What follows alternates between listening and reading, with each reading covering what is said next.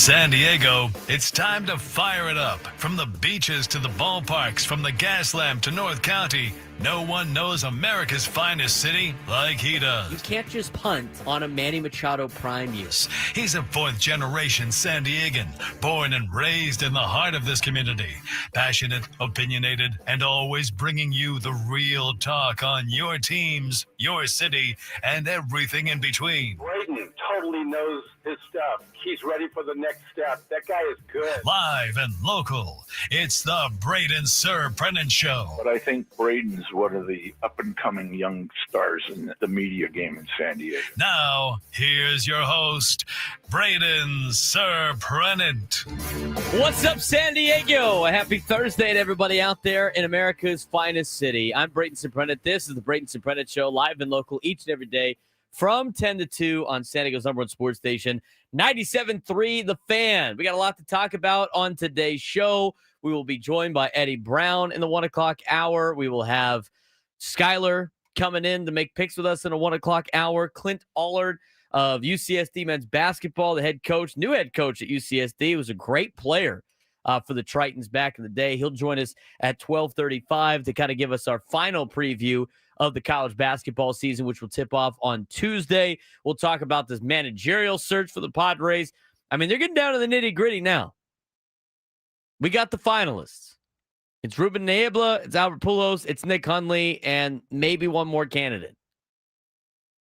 I thought maybe they'd make the decision today, and maybe they will later today. I doubt they do it tomorrow, but in the report from Kevin Acee yesterday, it sounded like they were going to do it at the end of the week. And, by the way, we got information about how long the interview went with Albert Pujols. 9.5 hours. What are they possibly talking about for 9.5 hours? Adam, I love this job. I really do. If this interview took 9.5 hours, I wouldn't be here. At what point are you pulling a girl on a date that wants to get out of a date using her get out of jail free card? Hey, I got something to do in 2 hours. I got something to do right after. Look, how many hours are you into that where you're like, you know what? It's probably not going to work. Or you're just super into the job. I forgot. My fish has a dentist appointment like now. So I got to go to that. I got to be there for emotional support. It's 10:30 at night. What fish dentist is open this late? It's a piranha. Yeah, it's. I got to go somewhere. I have to go like kind of black market. Yeah. Well, no, we can't say that because then I look shady. Well, anyway, 9.5 hour interview.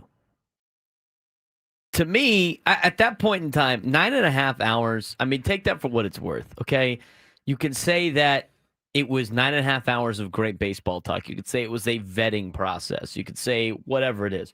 9.5 hours. That's what it's being reported. At what point does it stop being an interview and more just hanging around with your buddies? Or I get to hang out with Albert Pujols? Exactly. What happened? At what point do we go from that to the other thing? Jacob in the chat brings up a good point. What time did they start and stop the interview? It's a great question because we know like AJ probably doesn't get any sleep. Like, was this overnight? Brother put in a work day for an interview. He gets overtime for that work day in the state of California. A little overtime day, 9.5 hours. You know what? Maybe they give an hour and a half lunch. Maybe they had an hour and a half lunch. 9.5 hour interview. That couldn't possibly be in a straight setting, right? No, I can't. That had to be like mixed up between a couple of times. I mean, what would you do? Start the interview at like 8 in the morning? That wouldn't go good for me. I'd be like, listen, you're not going to get me at my best for the first couple hours. I'm just saying. Right. Unless you want to push this back a little bit, want to get breakfast. There's a good Denny's around. I know that. IHOP, they had that $6 deal, remember? Exactly, yeah, yes. Well, 7 in San Diego, apparently. Yeah, I did have some people complain about that read. Yeah, AJ wanted to watch the World Series game with Albert to have on hand commentary. You know what? I couldn't put it past them. I think that'd be great knowledge. But like that's called live video breakdown, is what that is. How long did those interviews last with the other gentleman? Like, did Nick Hundley have a 9.5 hour interview? I can't imagine Ruben being able to have a 9.5-hour interview. I mean, they know about Ruben, right? I mean, they can't possibly have that long of an interview. Some of those, like, I've interviewed for jobs before, for jobs that, places already worked. Those go a little bit faster than places you don't know. I'll tell you that. It's 21-hour interview. I mean, it just shows that AJ Preller didn't sleep. But when looking at this, and we're going to talk more about it in a second, about the managerial search, it comes down to three candidates at this point in time. There might be a fourth out there. And I think at this point, with everybody else picking their managers, it's time to make a decision. Did you see who the Nationals hired today? Yes, I did see that. They hired a 33-year-old. And what am I doing at 33? I'm 30, so in 3 years, I guess I could be a manager for an MLB team. I got some time, Frank. You got 1 year left, and then all of a sudden you better get I don't into have gear. a year left. You have less than a year left. I have 2 months. Oh, no. 2 months to the day. You better start putting in your resume for managerial hirings. AJ, how's it going? 33 years old. Do the Nationals have any players that are older than that right now? I mean, how do you think the Padres would do with a 33-year-old manager who's never done it before? Welcome to the real little big league. I mean, seriously, the guy looks so young. Yeah, he's Trevor Williams' age. Trevor Williams is 33 and a half. Josh Bell is 33. Paul DeYoung's 32. I mean, it's going to be all his boys. Derek Law, he's a free agent. Don't have to worry about him. He was 35. I mean, come on. You look at the payroll for the Nationals for 2026. Shows everybody's age. Some of these guys are off the books now, so you don't have to worry about it. So the only guy is Trevor Williams. He's 33 and a half. That's it. Everybody else is under the age of 30 on that team. Maybe that's why you could do it.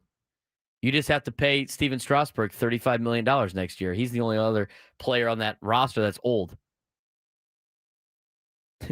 Justin Hughes. I was trying to manage my son's T-ball team at 33. You know what? I bet you the egos of that T-ball team are a little bit different than the major leagues, though. Hey, you know what? It might even be worse. What's harder to do for a 33-year-old? Manage a T-ball team or manage a Major League Baseball team? It might be the T-ball. Yeah, managing the parents of said T-ball team. No, Johnny, you're running the wrong way. At least you don't have to do that at the major leagues. I mean, at least that's funny. Right. When you do that in the pros, you get fired. Exactly. You do it in T-ball, it's cute. Can't do the whole just kidding bit. Plus, all those kids, they get paid in snow cones and stuff. It's a lot easier. Snow cones, snacks, gushers. What else they got? I'm trying to think of like my T-ball snacks I used to get. Listen, if orange slices, get him going a little bit in the third inning. We need a little pickup here, boys. Come on now. I'm just saying, if I'm Manny Machado and if I hit a grand slam in the 6th inning, I would be okay if somebody brought me a little package of gushers. I'm just saying. I'm cool with that. I'm trying to think of like the snacks I would have as like when I was in T-ball. Back when I played T-ball in Scripps Ranch Little League, they used to play at Miramar Ranch middle or elementary school, which they don't even play Little League games there anymore. But the field was all grass. And I remember like they used to, that was before, like I love what the Padres do with the jerseys. Yes. Right? They donate all the Padres jerseys because they were tired of having Little League Day and everybody's wearing all these random teams. So they donated all these Padres jerseys and all the different like eras of Padres baseball to all the local Little Leagues. I think it's great. The downside of that, though, is you're on the Padres every single year. Like there's no mix-up. But I remember my first ever T-ball team was the Yankees. That was before they used like actual logos. So, like my hat had like an SR on it. And then it was like just a random script Yankees across the jersey. And that was when they had, I was just talking about this with a friend the other day. They used to have those like big felt banners, team banners they used to do. That was the coolest things as a kid for T-ball and like Little League and soccer. Soccer was funnier because like for the Little League teams, they were all MLB team names. So you always use like the MLB logos on these like felt banners that they would make. But for soccer, you would like see the creativity of all the kids and the team names they would come up with. Hilarious. I remember one year when I did like, it was actually North County Soccer Park's like camp they did one summer. They used to do like the camp for like, remember you do like the camps in the summertime? Yeah. I'd always do sports camps. One of them that I did, I think I was like in 4th or 5th grade. North County Soccer Park did one. And like we were with the 4th and 5th graders, or like the older group of that particular camp. And you got assigned a different T-shirt, North County Soccer Park on it. Mhm. And we had white T-shirts. We had like the lamest color. It was like no color. And so we were the Killer Marshmallows was the team name. It was the funniest name ever. And our coach was like, "There goes my marshmallows. Let's go." There it is. It was awesome. It was fun. It was fun times. I'm trying to remember the little league snacks we used to get. I mean, Gushers and Fruit by the Foot were always like a popular item. Those are the staples. Popular item. At North County Soccer Park, they had slush puppies. I mean, that was a must-have. Yeah, but if I'm Airheads, yes, big Airheads kid. If Loved I'm- Airheads. Jolly Ranchers, the little ones. Those were always The hard good. candy? Yes, because those lasted. Those will get you through a couple. You were innings. a sucker, weren't you? You like the sucker candy? Shut up! Don't. Okay. Um, Kudos bars. I remember those too. Gonzo with the kudos bars. Those were good. I'm trying to think of other things that we used to get for snacks. The Gushers and the Fruit by the Foot were always a big hit. They would never do the candy. Parents were like, "No, we're not going candy here." the fruit roll-ups with the press-on tongue tattoos. Those are good. What would you get at the snack bar? Did you have a snack bar in your local Little League? Yeah, Like, because then you would go. Your parents would have to be the snack person for like the whole season right, but it would until be you got to a certain level, and then it was like snack bar tickets, and then you got to get like a couple things at the snack bar. we weren't. Oh, we didn't have the ticket bit. We had the ticket bit at Surprenant Little League. They had a ticket, and it was like I forgot. I think it got you like $1. It's like $1.50 or $2 or something like that. And I remember back then you get a lot of stuff for like $1.50 and $2. Yeah, no kidding. When I was in like 6th grade at the deal, I remember you would get like a hot dog and a soda or something like that, or maybe a nachos or like it a was candy. Yeah, it was nachos, hot dogs, and probably like a water or a Gatorade. That was like the go-to. You were the man if you got nachos. Nachos are great. Yeah, now you're just Mike Crum. The best part about the Little League thing was like we'd play like when you got to AAA and majors, at least in Surprenant Little League, it was played at Jerebeck. Mhm. And like the majors uniforms were the coolest at Surprenant Little League when I was a kid because they were vests. So like, and majors had majors was the only level that had the actual MLB logos when I went through Little League. Mhm. So by the time you got to the majors, which is the 12U Yeah, age, right? They had the fence, they had their scoreboard before, right? They flipped it right before I got there. They used to have a old school put numbers up on the board. nice. And so like kids Love would hang out it. after their game and run the scoreboard, and they'd put the numbers up on the board. That's cool. It was the coolest thing. And there was a little patio, like kind of like walkway up there, and you go up there and do the scoreboard. And they got rid of that for a digital one when I got to majors. And I thought that was so lame. Boo. It was so lame. It was probably way more cost effective and everything like that. But you see, you have to repair the wood that sits out there all the time. But kids would be able to do that. And then like they would always play, regardless of the games, it would always turn into a giant pickle game in the outfield after. Oh, you get 100%. you get psyched up on candy, hot dogs, slush puppies, soda, and then every kid would like flip their hat backwards. The vest would get untucked and undone. They'd look like a kid from the Sandlot, and you'd play this massive game of pickle We would always with play a tennis ball with pegs. We would always play wall ball. Oh, That really? was our thing. Very New York of you. It was. I mean, it's basically a throw a ball against the wall, and if you don't pick it clean, you have to run to the wall. And if you didn't beat the ball to the wall, you got pegged. Somebody would always have a tennis ball. And if we didn't have a tennis ball, it was a community center. So like there was football there, basketball there. And on the East Coast, lacrosse is big, especially up in New York. Boy, if we found a lacrosse ball, Oh God. we were done. Oh God. Baseball was over. If we found a lacrosse ball, we were playing wall ball with lacrosse ball. I actually Go Aztecs. Not for sure Frank was gonna say stick ball. no. Come on, Yeah. man. No, It's a foul for the stereotype. that's more Oh, we should make the team next year. I just thought about that. Squirrel. Little Italy does a stickball Squirrel. tournament every year.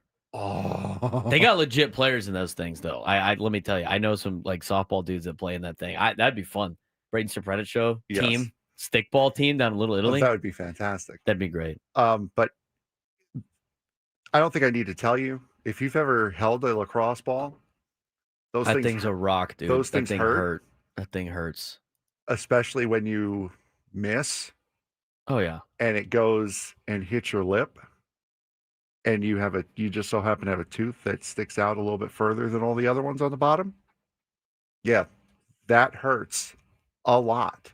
It hurts the natural casings. Yeah, it's Cody in the chat, our little league, which is Pony. If kids take a foul ball to the snack bar and return it, they get a ticket for a fountain drink. That's awesome. That's a mad nice. dash for you know what? Instead of saying somebody on it, everybody's on it, including the kids that are playing the game. better than what we had at San Ysidro High, I'll tell you that. San Ysidro High had snake patrol. Oh, that's fun. Because their field is backed up against a field of high brush where rattlesnakes like to hang out. And we know that because there was one in our dugout one day before practice. So, yeah, nobody wanted to be on snake patrol. That's why I was happy holding the scorebook for my freshman year. I didn't have to be on snake patrol. Cathedral's field is backed up into the canyon and like foul balls just are. When I was there, the brush wasn't as thick as it is now. Now it's like it's a waste. The ball is gone forever. If you want to find baseballs, though, and if you're getting that canyon right there behind those houses, you're going to find thousands of baseballs. I guarantee it. Almost as much as the abyss over by USD at Fowler Park. They have all this shrubbery over there that's got.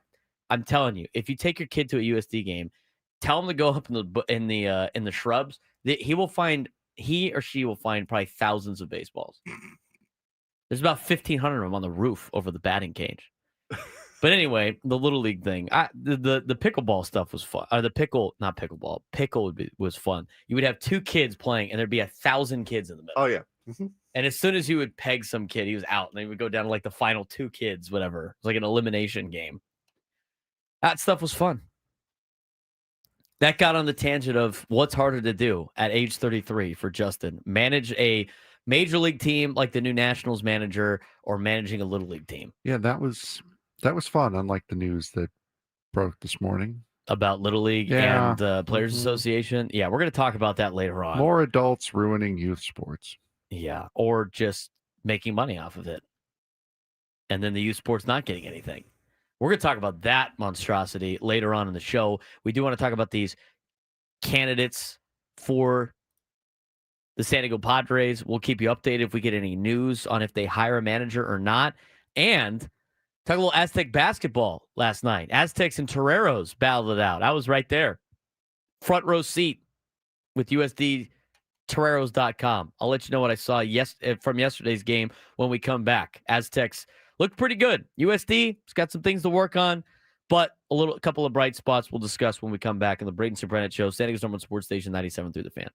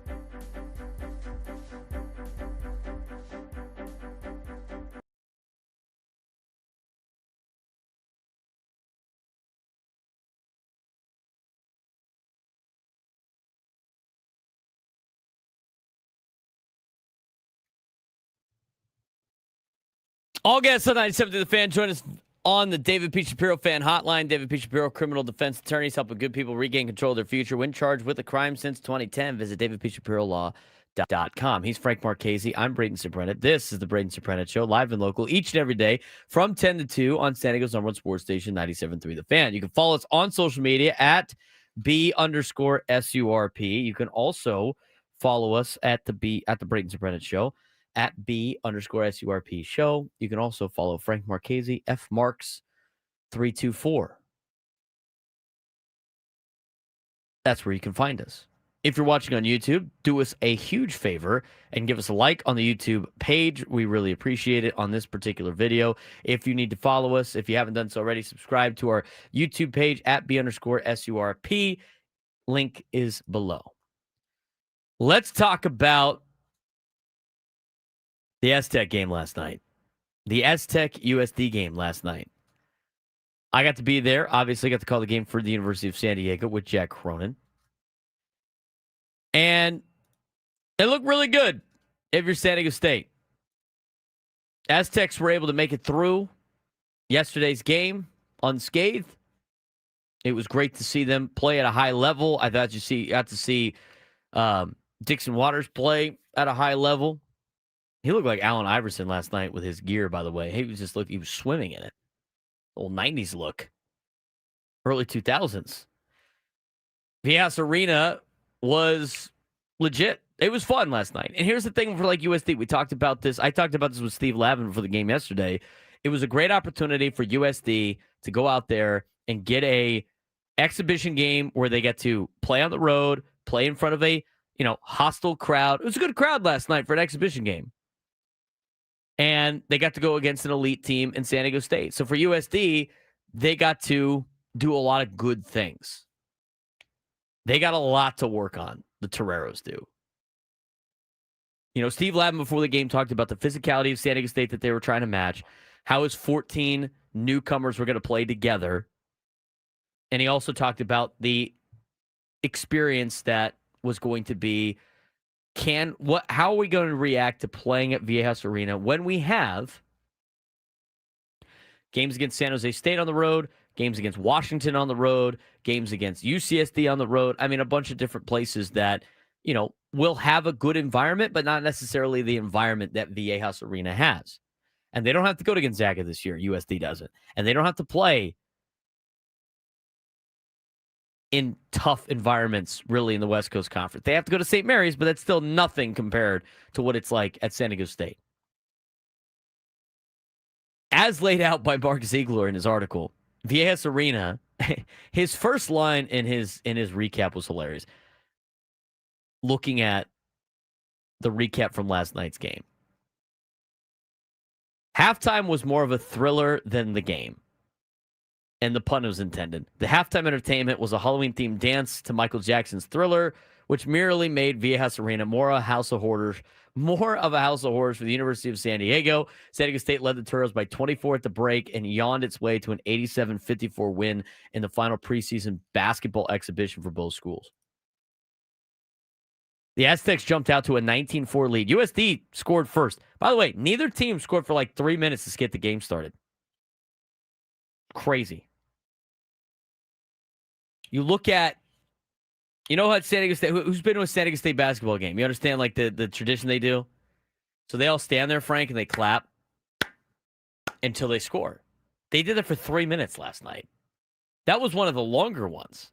I've seen the Aztecs before on TV struggle to score early in a game, and it takes forever. The worst part, though, here's the worst part when you're San Diego State, is if you struggle to score early in the game and your opponent goes on an 8-0 run to get the game started, you're sitting there clapping. And they'll do that during fouls, foul shots and stuff, too. It's miserable. But USD last night didn't score. It was 3 minutes of no scoring for either team. But then after those first 2 points, Aztecs ripped off they went on a 13-0 run. They jumped out to a 19-4 lead, showing obviously immediate improvement from their sluggish start against UCLA in that exhibition game. And they were able to do it without Magoon Guath, who's still not cleared to play, and Miles Bird, who's got an abdominal strain. San Diego State imposed its will, dominated the paint, 18-4 in first half points, and shot 54% from the field compared to USD's 29%. For most of the time, I don't know how many times I said on the broadcast, it was Aztecs, 7 of the last 8 for the field. USD, 1 for the last 10. It's a lot of that last night. And a lot of that's from the Aztecs defense, and a lot of that also is from the fact that USD could not hit too many open shots. They got a lot of open looks. The layup game was rough. I mean, the points in the paint was ridiculous in favor of San Diego State. The rebounding, San Diego State doubled the amount of rebounds that USD had. I think it was like 36 to whatever, 13, something crazy like that. I mean, it was just absolute domination in the paint. USD had some bright spots with the way that Moore played last night. He was a newcomer. I really like, for USD, Tyler Johnson. He's a Wake Forest transfer. He spent some time at Louisville, too. He's from Brooklyn. Like, this is a guy that is going to be a good player for San Diego, but he and the rest of the Toreros got to be able to gel together, where I got to see, like, San Diego State has had that experience to gel together so far this year, so far with their team.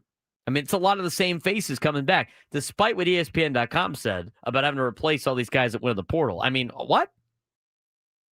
ESPN.com the other day had ranking the potential NCAA tournament teams and like how far they could go. They had San Diego State as could potentially win one game in the NCAA tournament. Give me a break. And the reasoning was having to replace so many that they lost in the transfer portal. What are they talking about? Does anybody pay attention over there? Like, what are they talking about? The best 2 players on the Aztecs last year, Magoo and Miles Bird, entered the portal and came back. And their third best player, who didn't get to play last year because got hurt, Reese Dixon-Waters, is now back. Oh, and by the way, they added freshman Elsie Harrington. He looked pretty good last night. Taj DeGorville looked good last night. Both the Davis kids looked good last night. Miles Heide was great in the paint. Reese Dixon-Waters led the way with 17 points in 18 minutes. Latrell Davis had 13 points. Elsie Harrington had 12 points. Taj DeGorville had 11 points. Miles Heide continued to provide steady interior presence, hauling in 8 rebounds. Brian Dutcher experimented with a couple of rotations. You got to see Louisiana Tech transfer Sean Newman Jr. He looked pretty good last night, too. Farrell Compton was great. You see the guy? Everybody see the highlights of his dunk last night on social media? That was a dunk. Poster. Farrell Compton looked great last night. BJ Davis, Heide had some bench rules. Dutcher said he's, quote, still finding out what we have before the real season begins. I think USD was trying to figure that out too. A lot of guys last night for both USD and San Diego State were playing for playing time. As for USD, they looked overwhelmed. I agree with Mark Ziegler. They looked overwhelmed by playing in that environment and playing against a really good team, and it was just, I mean, they were barely treading water before the game even started. There were a couple of times they showed some bright spots of being able to play, but at that point in time, they were already down by 24 points. And, it was tough to see. Toreros are coming off of a 6-27 campaign and a shaky exhibition win over Division II Cal State Dominguez Hills. Never found a rhythm last night. Allard Johnson, the Wake Forest transfer, again, spent some time at Louisville, led with 12 points, but the Toreros were out-rebounded 49-24 and trailed by as much as 38 last night. Coach Slavin had this to say after the contest. Again, I was part of that scrum. When you play a program like San Diego State with 2+ decades of success, it's an opportunity to learn. We were given a report card tonight. He kept talking about the little report cards. And we'll see what they got. USD will start their season on Tuesday against Occidental. San Diego State will start their campaign on Tuesday night, also at home at Viejas Arena. Next Tuesday on November 4th against Long Beach State. The night also brought, obviously, some somber news. Former Aztec Lamont Butler now in Atlanta. And the Hawks organization, as reported by Mark Ziegler, will miss his entire rookie season with torn ACL and meniscus. Another brutal setback for the March Madness hero. San Diego State, dominant response to what was a rough start against UCLA, where they were down, 17-0 to get the game started.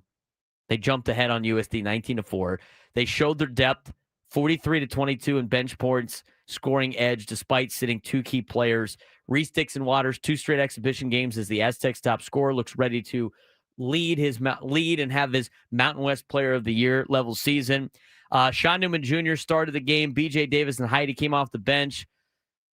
Could have I think the rotation for San Diego State is going to be good. I think they have some serious depth for this basketball team. They're going to have a great year. And then from a defensive side, we talk about the defense all the time for the Aztecs. USD shot just 3 for 18 inside the arc in the first half. 3 for 18. We talked about their field goal percentage. It was rough in general. They made a couple of shots from beyond the arc, a couple of uncontested threes, which you need to hit if you're playing a team like San Diego State. But other than that, couldn't really get anything going. Talor Johnson showed flashes, but, he's not going to be a guy that's going to be able to carry a very thin roster that USD has. Now, USD thinks they got some depth here with some of the players they have, and they played a lot of different players last night. I think almost everybody on the roster ended up playing. They got outboarded 49-24, as mentioned before. Coach Lavin talked about the physicality for the game. They got, I don't want to say out-physicaled because I love when people say that because it's funny, but they got outperformed, out-muscled inside. Obviously a serious early concern, and they didn't even have Magoon Guath in there. And after trailing Division II Dominguez Hills last week, a 33-point loss to San Diego State shows just how much they got to go to be the program that they want to be. They had some injuries, too, already. Gavin Ripp had an ankle last night, which is not great. I mean, it's the same ankle that he hurt last year. And so who knows what the status is of Gavin Ripp. And then the Ball State transfer, and Gorosito has a hamstring, so he didn't play any time. And so now they're already in that, power forward spot in a little bit of a behind the 8 ball to start the season. But that's what kind of the key takeaways I got out of last night's contest. For USD, it's going to be an uphill climb. There are some bright spots that you saw last night in the game, but we'll see how they do against Occidental next week. They got a very favorable schedule that will challenge them, but also they should be able to rack up some wins in the non-con.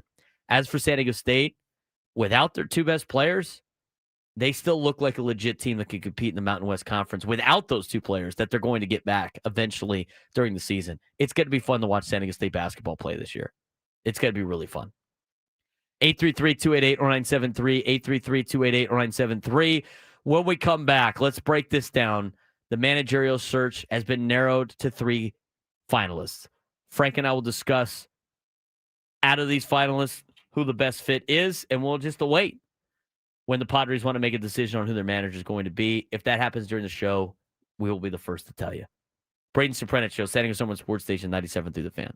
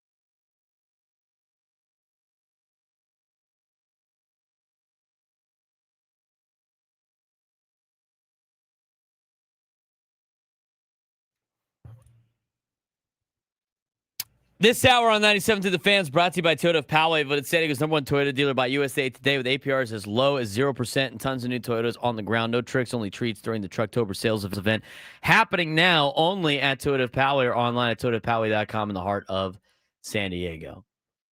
Any news about the managerial search today? The Padre managerial search, not that I have seen. No, I haven't seen it yet either. We'll be on that. We do have 2 new managers in Major League Baseball, though. Derek Shelton announced as the manager of the Twinks last night, and then the new Nationals manager. The 33-year-old. Yes. We're not going down that rabbit hole again. Blake Butera, who at 33 will be the youngest MLB manager in more than a half century. That's interesting. 33 years old. Fascinating. And you look at the managers that have been hired so far, right? Yeah, I think it's two of them. Only 2 of them have Major League experience. That's correct. Jeff Passan put that out. Managerial carousel so far. Blake Butera is the Nationals guy. Derek Shelton now with the Twins. Craig Albernaz as the Orioles. By the way, Albernaz with a thick Boston accent as the Orioles manager. Did you hear him speak the other day? I did not. No. Oh my God. Pak the Ka Harvard Yard. I mean, it's just like, it is on. You got to hear it. You got to hear it. Look it up. I bet you that you can find the clip of him saying, like, Orioles fans, I can't wait to get a Camden Yards. Like, it's great. Please look for that. You got to play it for yourself, but you got to play it for the people on air. I got to listen to every one of these guys' press conferences, especially against the Red Sox. I'm searching it now. It's going to be great. So Blake Butera gets hired as the Nationals manager. Derek Shelton is the Twins manager. Craig Albernaz, Orioles new manager. Giants go with Tony Vitello. Angels go with Kurt Suzuki. Rangers go with Skip Schumacher. That is 6 of the managers' jobs gone. There's 3 more left. Only 2 of those guys have managing experience, major league managing experience. 4 of those guys do not. Atlanta, San Diego, and Colorado's jobs remain vacant. I would imagine like Colorado's waiting until they get the director, like their director of baseball, right? Everybody thought they had the wrong Butera for that hiring. Yeah, Blake Butera. He's 33 years old. We can get a full background on that. Jeff Passan put an article out about that today. And then the other thing is the Players Association thing is wild. We're going to talk about that at 11 o'clock. I got the all right. sound. I haven't heard it, so this is all right. All right. Here is brand new Orioles manager Craig Albernaz sending like those traditional messages like on social media. It's only 9 seconds long. Right. He's got to be like, hey, we're going to need you to tell the fans that you're excited or whatever. Like the social media interns trying to like convince this guy to do this like selfie video he's never done in his life. Here's the new manager of the Orioles. Hey, Birdland. Craig Albernaz here, your new manager of the Baltimore Orioles. Can't wait to see all you guys out at Camden Yards this year to watch our boys go out there and compete. Hey, Birdland. Craig Albernaz. Oh, boy. He sounds like a cop in The Departed. That's what he sounds like. Oh, boy. That accent sounds like a conflict of interest. Hey, Birdland. That guy sounds like an Irish cop in Boston. That's what he sounds like. That's like a scene out of The Departed. That's what I feel. Or The Town. Of course he's from Massachusetts. The Birdland's great. Hey, Birdland. Go Aztecs. That accent sounds like a conflict of interest. Yes, it does. Every Orioles Red Sox game is going to be nonstop entertainment for the press conference. Hey, Birdland. Play that again. That was great. That needs to be a drop. I don't know what we'd use it for, but it's great. Every time. We got 3 games against the Orioles this year, Every time big dog. we mention the Orioles, we got to go, hey, Birdland. Hey, Birdland. Oh, Craig Albernaz here, your new manager of the Baltimore Orioles. Can't wait to see all you guys out at Camden Yards this year to watch our boys go out there and compete. I love it. Hey, Birdland. Guy's trying to arrest Ben Affleck in The Town. Guy talking smack to Matt Damon and Good Will Hunting. He sounds like a cop from a movie in Boston. That's what he sounds like.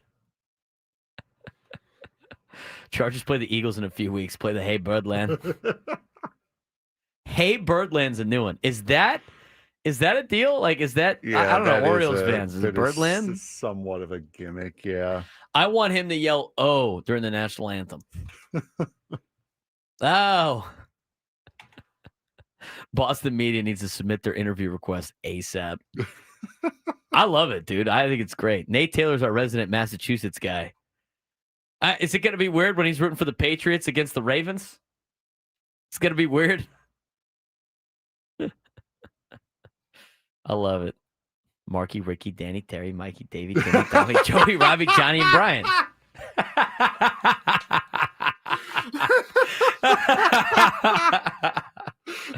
Why couldn't he be the Padres manager? I'd be just having a ball every day. You know what? I gotta hear it one more time. There's only one manager that could beat Albert Pujols could win the press conference, and that's this dude. It's this guy. Hey, Birdland. Craig Albanese here, your new manager of the Baltimore Orioles. Can't wait to see all you guys out at Camden Yards this year to watch our boys go out there and compete. Welcome to Petco Pack. Park the car, Harvard Yard. Marky, Ricky, Danny, Terry, Mikey, Davey, Timmy, Tommy, Joey, Robbie, Johnny, and Brian. That is the one accent I can't really get down. I can't. It's hard. It's hard to do. If you're trying, because a lot of people mix it with the New York accent. Yeah, it kind of blends, like that kind of mid-Atlantic area up to the Northeast. It kind of all starts to blend. When car keys become khakis, if you're trying to do a New York accent, my mom can do it. If car keys become khakis, you're too far north. Khakis. Oreo Pack at Camden Yards. Hey, it's gonna be a new way of saying it. Legend. Just legendary stuff. Hope he breaks down seasons and quarters. I hope he has a lot of success. He needs to be eventually, this is how this works out. It needs to be like the coaching carousel in college football, where like he gets the Red Sox steal him as the manager. Why do they need Alex Cora for? They could just have the Massachusetts guy. That was phenomenal. I love it. Absolutely love it. That was great. What a bummer, dude. That could have been a great press conference. It's the only other guy that could have won the press conference. That's winning the press conference right there. The thick Boston accent. We're retweeting it on the show Twitter account, B_SURP show. Show everybody. We're retweeting it right now. I love it. All right. We only have a couple of minutes here. Let's quickly get through like the process of the search. For the Padres, according to team sources, the front office has narrowed the list of candidates to a small group that includes Nick Hundley, Ruben Niebla, and Albert Pujols, with possibly one or two other names still in consideration. The opening was created by Mike Schilt when he stepped down on October 13th after 2 seasons at the helm. Padres have completed initial interviews and are now in the final stages of their decision-making process. There's no official timetable, but with second-round interviews underway, a hiring decision could come within days. General Manager A.J. Preller emphasized a thorough, quality-driven process, saying, quote, "It's really about getting quality candidates together and being thorough with our process." Top candidates: Ruben Niebla, Albert Pujols, Nick Hundley. Ruben Niebla, currently the Padres pitching coach, a position he's held for 4 seasons, highly respected inside the clubhouse for his communication skills and success developing his pitching staff, has expressed interest in becoming a major league manager in the past. He represents the most prominent internal candidate providing continuity within the organization.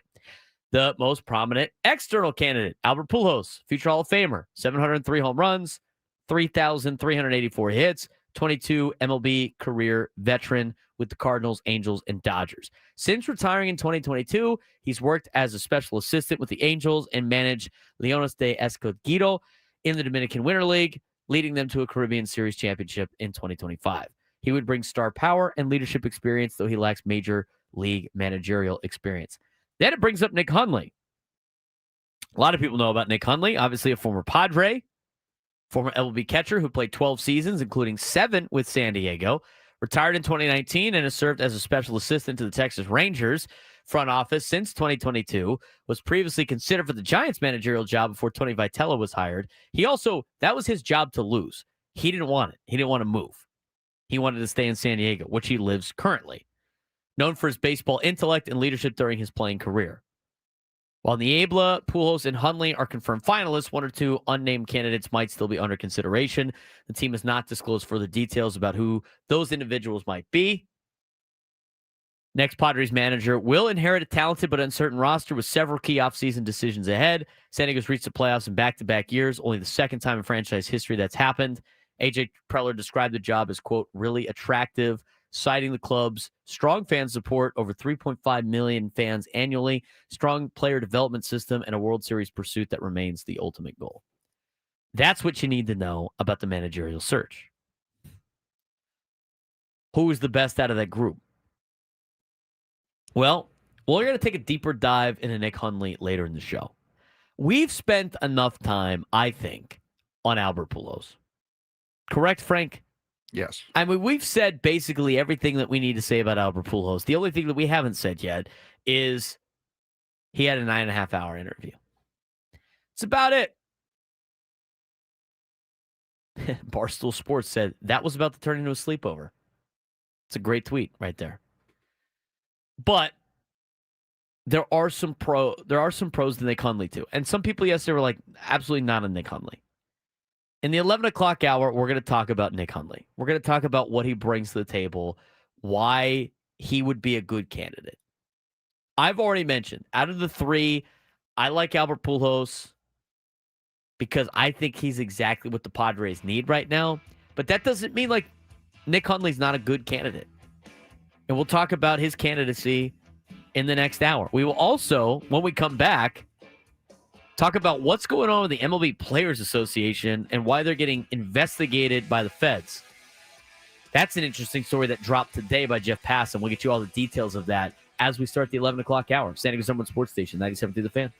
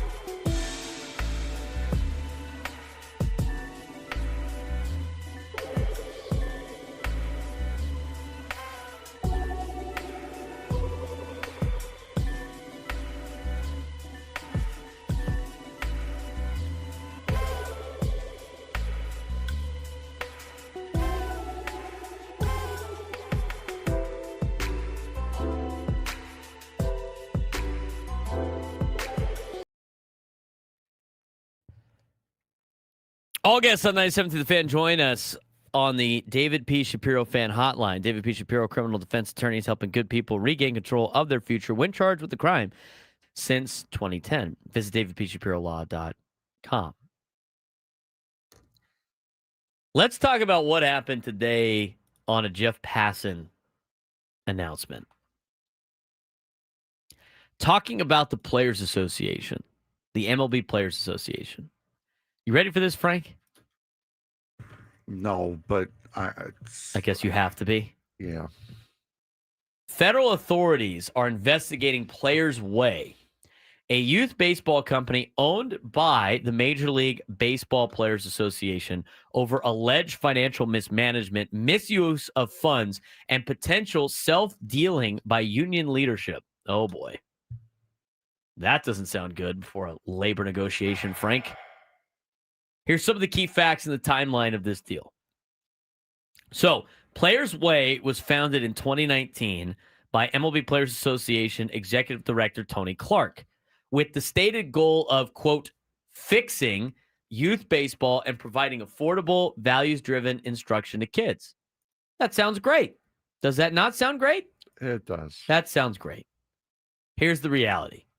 The company reportedly spent between $3.9 million and $10 million in union funds while producing very few events, with many poorly attended or canceled.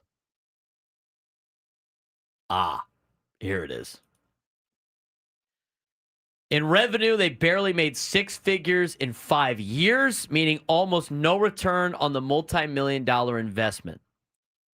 They had 6 baseball clinics, 4 mental skills webinars, and a few small camps and tournaments since 2019, most with fewer than 25 kids signed up. Odd.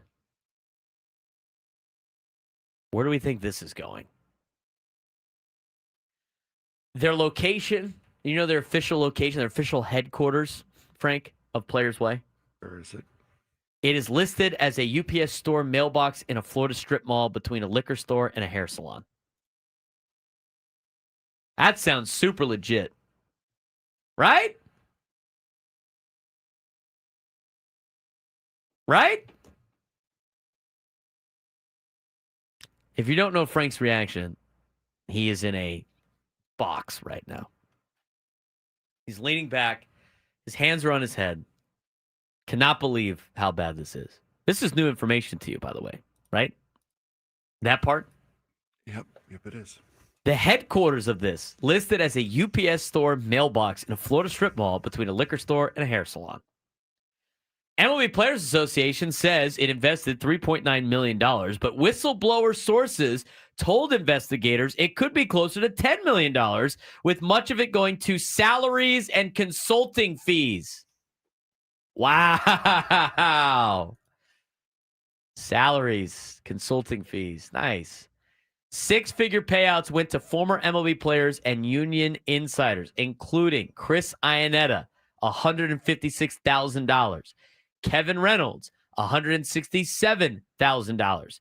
DJ Weibick, $182,000. Many of whom were also working other full-time jobs. A little side hustle for these guys. Fanatics, an MLB Players Association licensing partner, contributed $1.2 million between 2022 and 2024 to, quote, fund youth baseball development through Players Way. No independent budget for Players Way, no public accounting, and reportedly, quote, money just going out the door per one former union official. Oh, boy. Doesn't sound great, Frank. No. But wait, there's more. This whole federal inquiry and allegations were triggered by a whistleblower complaint in November of 2024 that accused Tony Clark of misuse of resources, nepotism, and abuse of power. The investigation, led by the U.S. Attorney's Office in Brooklyn, has also looked into the MLB Players Association's ties to One Team Partners, a $2 billion licensing venture co-owned by the Players Association of the MLB and the NFL Players Association. Investigators are reportedly probing excessive travel spending by union executives, nepotism, in which one of Tony Clark's daughters worked for Players Way and another for the Players Association in the NFL, and real estate deals linked to Clark's office space in Scottsdale and Manhattan. Tony Clark, who has not been charged, calls the allegations, quote, baseless, and insists Players Way was, quote, created to protect kids from exploitation in youth sports. That's kind of ironic, is it not? Current MLB players reportedly frustrated and blindsided by the costs. Quote, whenever Players Way is mentioned, we all just nod along, but I don't think any of us realized it cost as much as it did. One player leader told ESPN, it doesn't matter how much we've made, waste is waste. Company had no clear business plan, few staff, only 6 employees and contractors, and minimal public presence. Quote, a YouTube channel with 1 subscriber. 1. After severing ties with USSSA, which is its youth baseball partner, in 2023 due to a separate federal lawsuit, Players Way's footprint further diminished.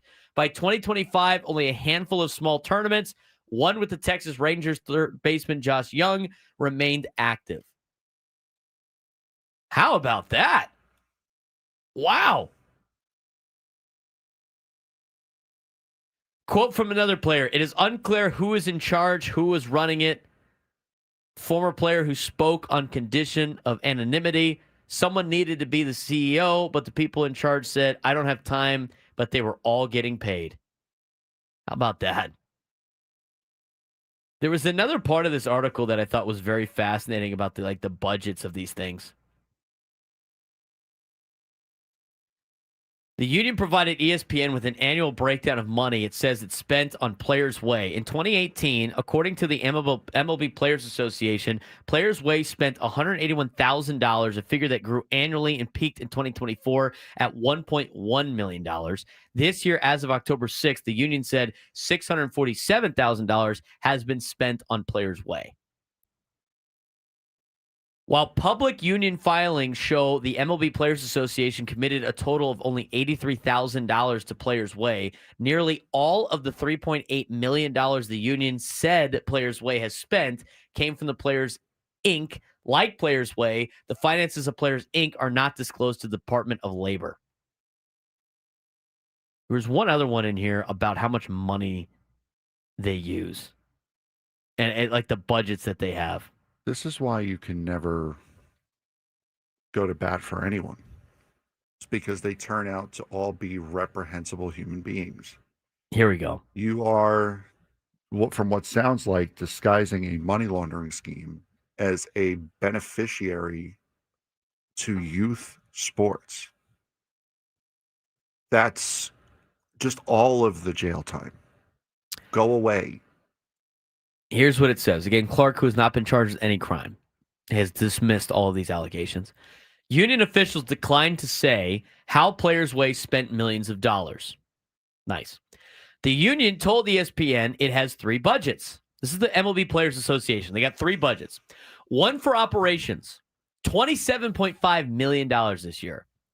Another for MLB Players Inc., its for-profit licensing firm. That budget is $7.1 million this year. And here's the best one. And a third players-approved, quote, discretionary budget for Tony Clark to spend as he sees fit. The union declined to say how much cash was in the discretionary pot this year, whether Players Way was ever funded from discretionary funds, or whether players specifically approved spending by the company. So they have $27 million for a budget for operations, $7.1 million budget for their licensing firm, and then this third player-approved discretionary budget for Tony Clark to spend as he sees fit, that they will not release the information of how much money is in said budget. Hello? Red flag. Hello? I'm gonna turn this off. Your microphone? Yep. If you have nothing nice to say, don't say it at all. No, because I don't trust myself right now. So this is turning off. A story. What a story.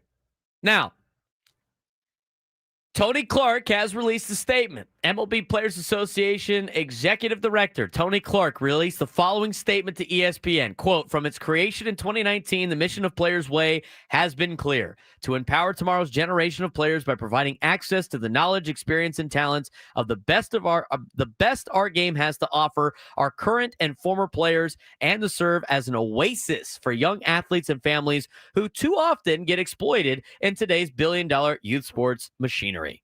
Oh, really?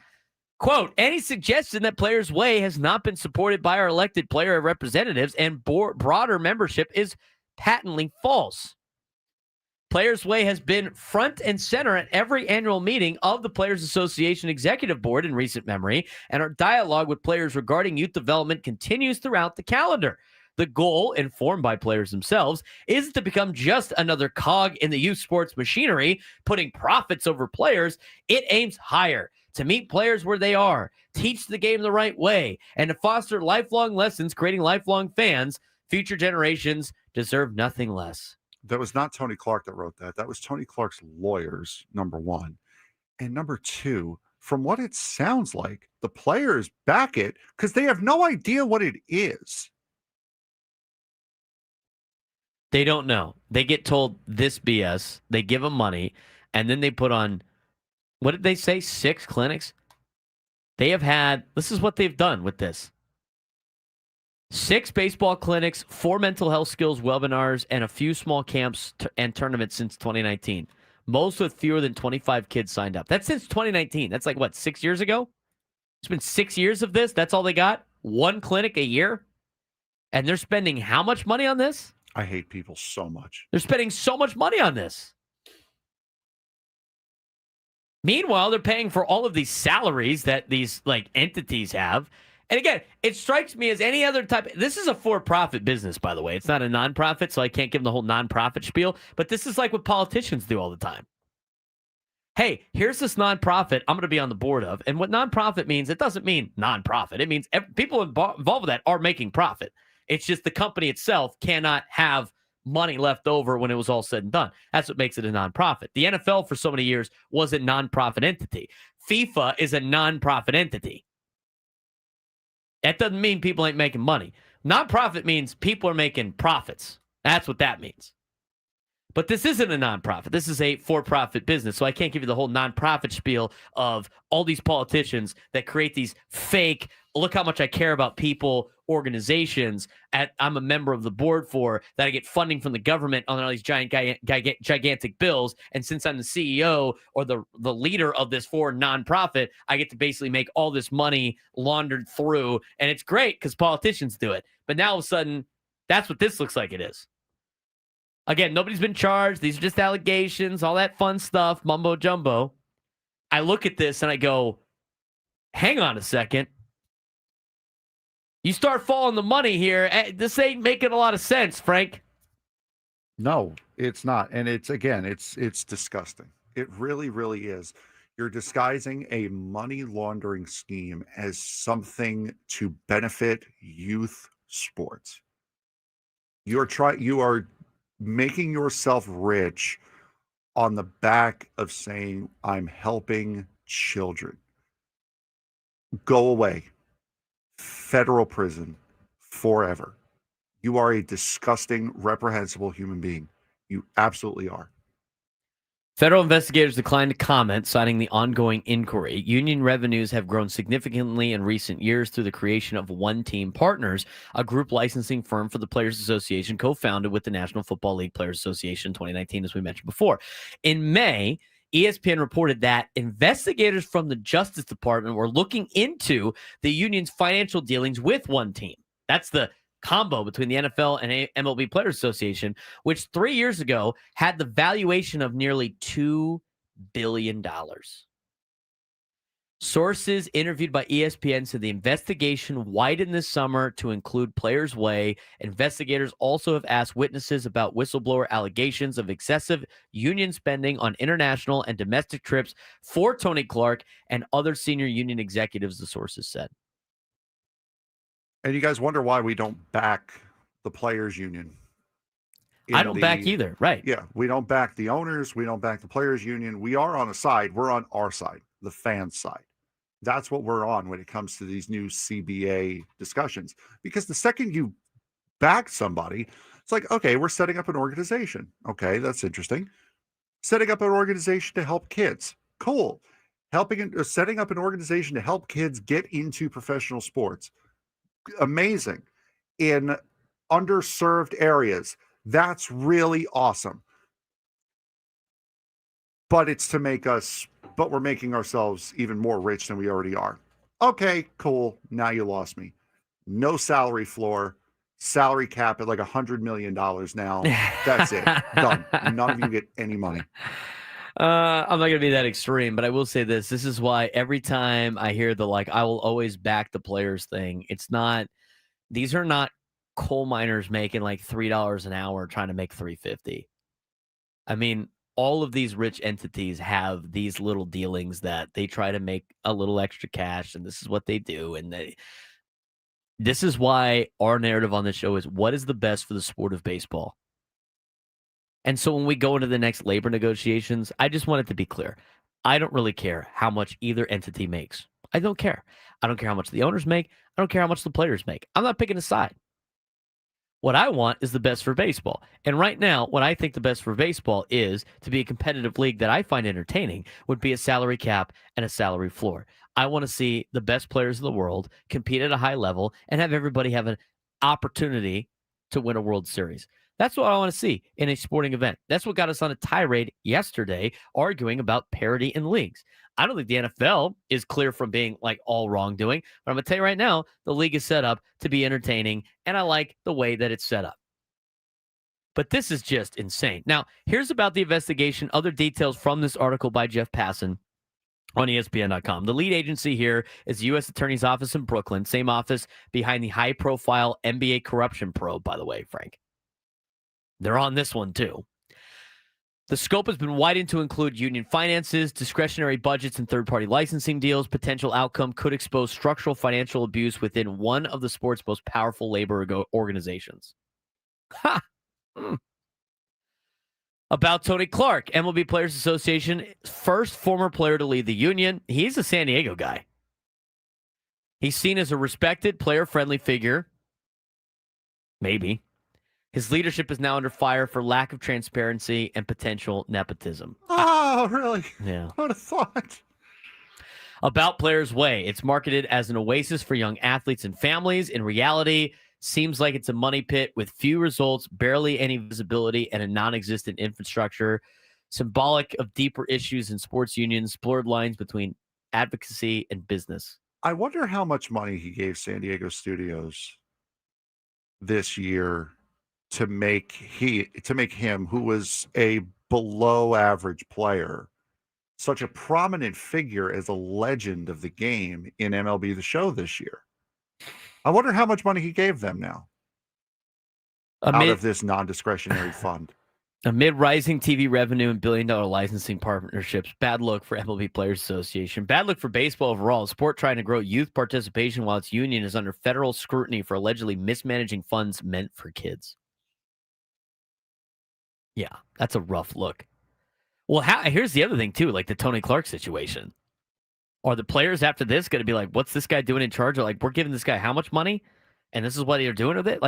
If there's turmoil within the players union right before a player negotiation, I mean, this is great for the owners. If you want to talk about the fight between the players and the owners in the next labor negotiation. I mean, this is a divided potential players association. If I'm Major League Baseball, say nothing. Oh, yeah.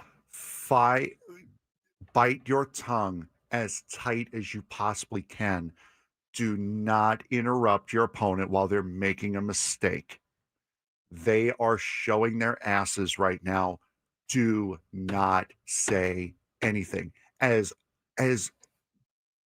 powerful as the urge might be to rub their noses in it, say nothing. They're shooting themselves in the foot. Don't tell them, hey, you forgot to cock that. Don't, just let them be. Let them do it.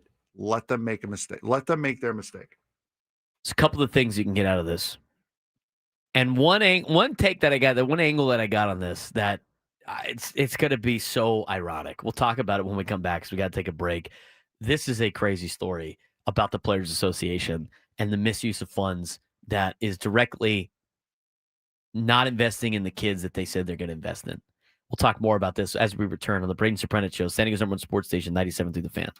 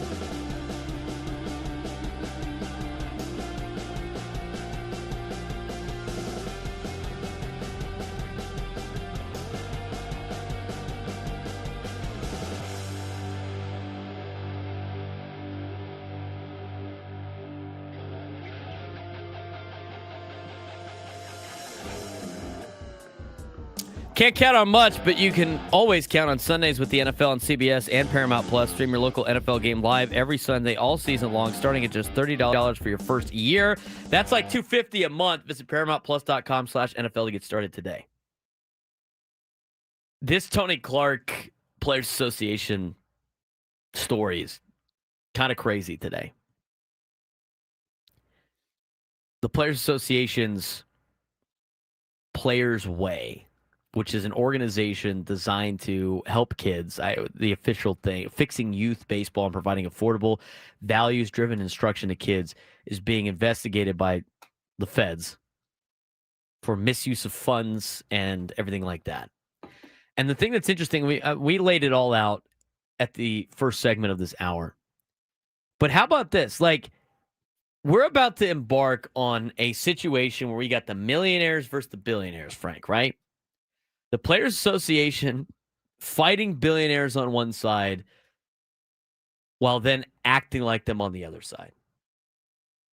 I mean, this is why you can't pick sides in this deal. This is a fight that's that doesn't involve people that are not part of the situation. So we had somebody in the YouTube chat bring that up the last time we talked about this a couple of months ago. I remember we had this conversation like, and people always go like, I'm always on the player's side. Not me, but like those people. It's just why you can't be on any side. Exactly right. You let it play out. I'm on baseball's side. Like the sport of baseball. I saw in the chat, and it's true, Jim Hunter commented in the YouTube chat. He actually does on Facebook. Regarding nonprofits, and I remember this when I worked with a nonprofit. He goes, my ex is deeply involved in them, and I asked her at one point what percentage actually has to go to the cause. She told me for a 501c, it's like 10%. It's mind-blowing. When people actually figure out what nonprofits are, their mind gets blown all the time. I mean, nonprofits get donations, and they get funding from the government and all that stuff. 10% of it goes to this cause, so you can pretend you're self-righteous. And then everybody that works there makes gobs of money. I mean, the executives, the people at the top of these nonprofit organizations make a lot of money. And I remember like as a kid, it was like you would listen to the nonprofit thing and be like, oh yeah, he works at a nonprofit. How does he make any money? Does he get paid? Was he just doing this for free? Was he a peace worker? Part of the Peace Corps? No, it's not that. They make tons of money. That's one way to look at this. It's like the players' union sitting there going like battling the billionaires while they act like it with these youth camps that they barely put on. They put on 6 youth camps since 2019 with this association that's getting like $3 million. All the people working for this making hundreds of thousands of dollars in salaries. But how about the fact we skimmed over Fanatics gave them $1.2 million in an investment? And they're misusing those funds. If Fanatics money was misused, it's not just a Players Way problem. Isn't it a sports business credibility problem, Frank? Yes. And that's why we said with the whole NBA stuff that now if the feds are probing into sports, we're going to see a lot of stories like this. The NBA betting scandal was just the tip of the iceberg. It's going to get deeper. It's going to get worse. And it's going to frustrate us as fans even more. If you were frustrated about the NBA stuff, you're not. It's only going downhill from here. That was just the start of it, and now you're giving the feds more and more reason to investigate more and more sports because they're finding things, and they're finding things that we should know about. That this is not good for sports. The feds being on your back is not a good thing, period. But when they start finding things, it's only going downhill. And this is happening with a lot of organizations. Yes. Not all, but a lot. We're used to seeing this on Wall Street in the big financial sectors. We're not seeing used this to on seeing this CNN in and sports. Fox News when it comes to Yes. some politician finagling money for their campaign. This is now it's corporate it's corporate issues coming into sports now. The other thing with this is like this is going on in a lot of different and remember, this is a for-profit entity. It's not a non-profit entity. It is different. But there's a lot of this going on all over the world with these organizations. And it's just a matter of like investigating it. And then like a lot of the government don't have time to investigate all these things. You see how the government works. You see how like everybody's making deals. Yeah, you ever watch the TV series like House of Cards? No, I did not. With Kevin Spacey? I've heard of it. I've probably seen. It's a really good show, but it's like the whole concept of like the most important thing is power and not money. Even though like with money you do gain power, the power thing was always like the main driver of that. House of Cards is like it's a fictional Netflix series where Kevin Spacey is a politician. And he basically works his way up through like knowing people making deals. And you see like the dirty side of politics and the dirty side of whatever. And he even says it like that's a politics. But this is like the dirty side of a lot of these things that a lot of people like us, average Joes, if you will, don't pay attention to. It just goes over our head. This happens all the time.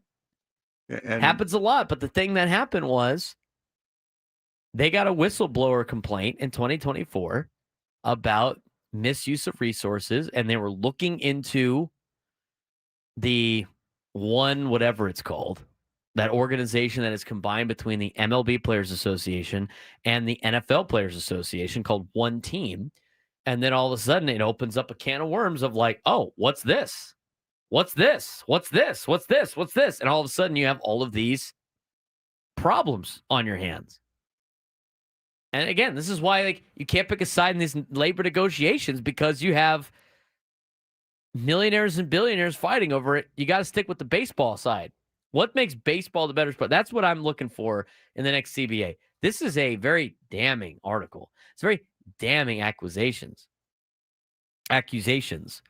for the Players Association right before a year out from having to go into labor negotiations with the owners. And there's dysfunction, and there's a lot of players that do not like where this money is going, and there might be a lot of them that might be learning about this now for the first time that may be like, hey, what's going on with this that we're giving money to?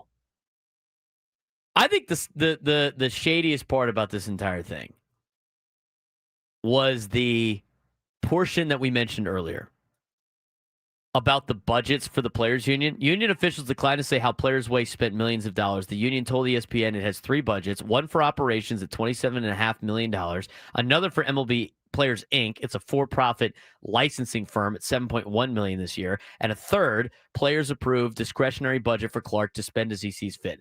That one right there is the one that immediately go, okay, major red flag.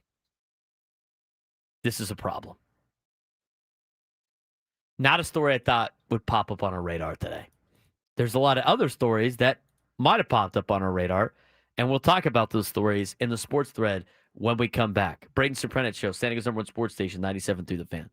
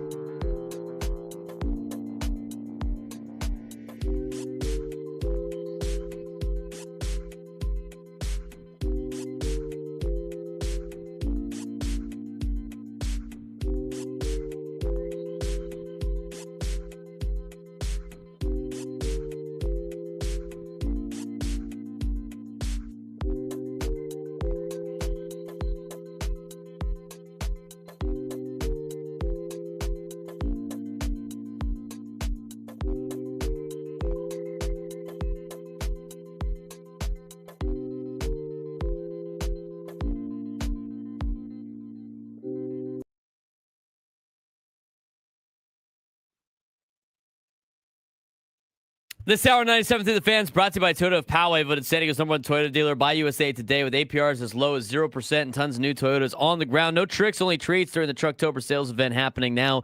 Only at Toyota of Poway or online at toyotapoway.com in the heart of San Diego. He's Frank Marchese. I'm Braden Surprenant. This is the Braden Surprenant Show, live and local each every day from 10 to 2 on San Diego's #1 sports station, 97.3 The Fan. Any other comments on that story that came down today? Did you have that in the sports thread? Nope, did not. We had some other things too, like I don't want to get into it now, but has anybody seen what's going on in Dallas between the Mavericks and the Stars right now? Yeah, we were going to talk about that yesterday. We might have some time to talk about that today. I mean, they have a full-scale arena war going on between the Mavericks and the Stars. It's being duplicated in Los Angeles right now, actually. Yeah, honestly.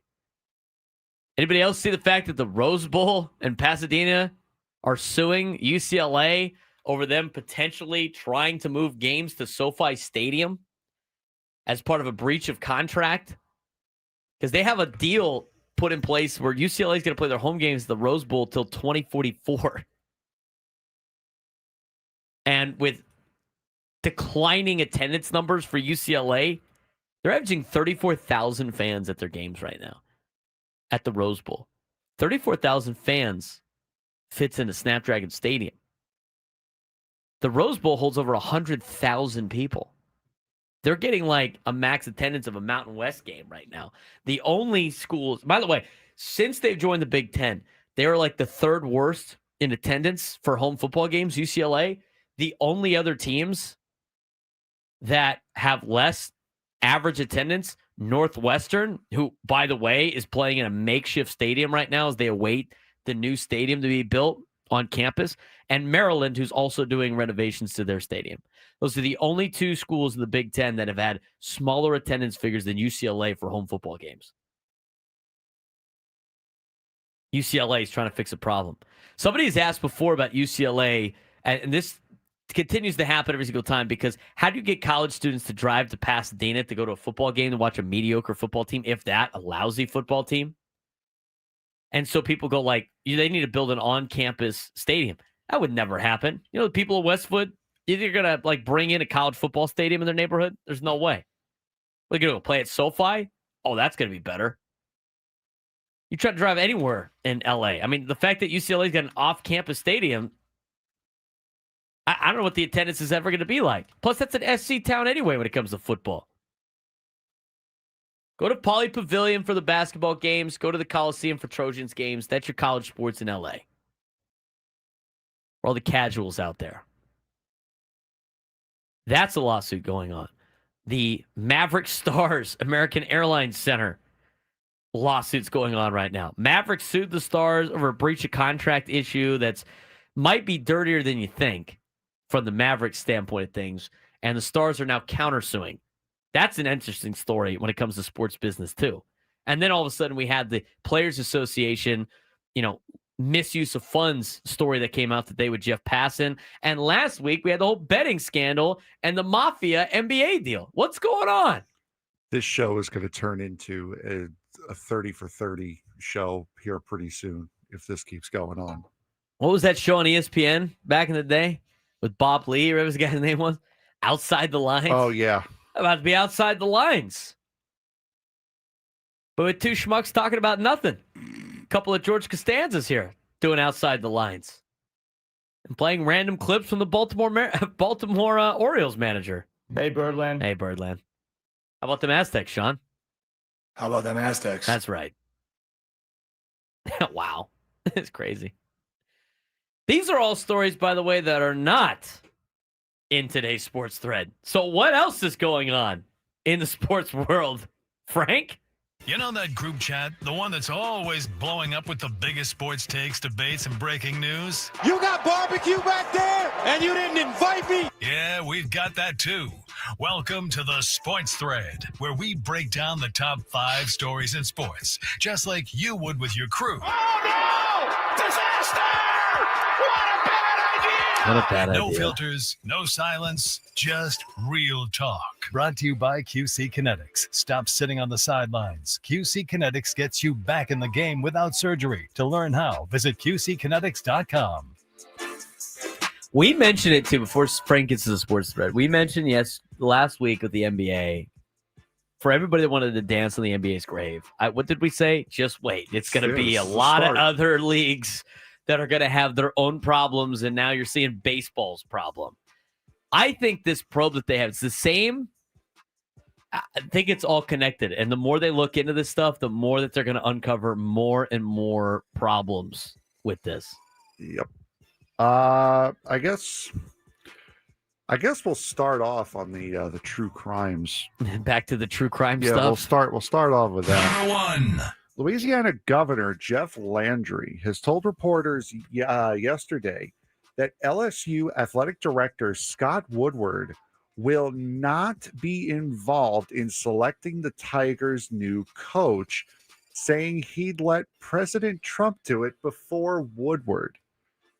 The Tigers fired Brian Kelly on Sunday. I'm sorry, he said he'd let Donald Trump pick the coach before the AD. Yes. That's crazy. The Tigers fired Brian Kelly on Sunday, a day after his team lost 49-25 to Texas A&M. Kelly, 64, had a 34-14 record in 4 seasons at LSU, winning just under 71% of his games. The Tigers have lost 3 of their last 4, after climbing to number 3 in the polls. Scott Landry told reporters during a news conference at the state capitol in Baton Rouge, quote, "No, I can tell you right now, Scott Woodward is not selecting our new coach." Why does he still have a job? Exactly. Why does he still have a job?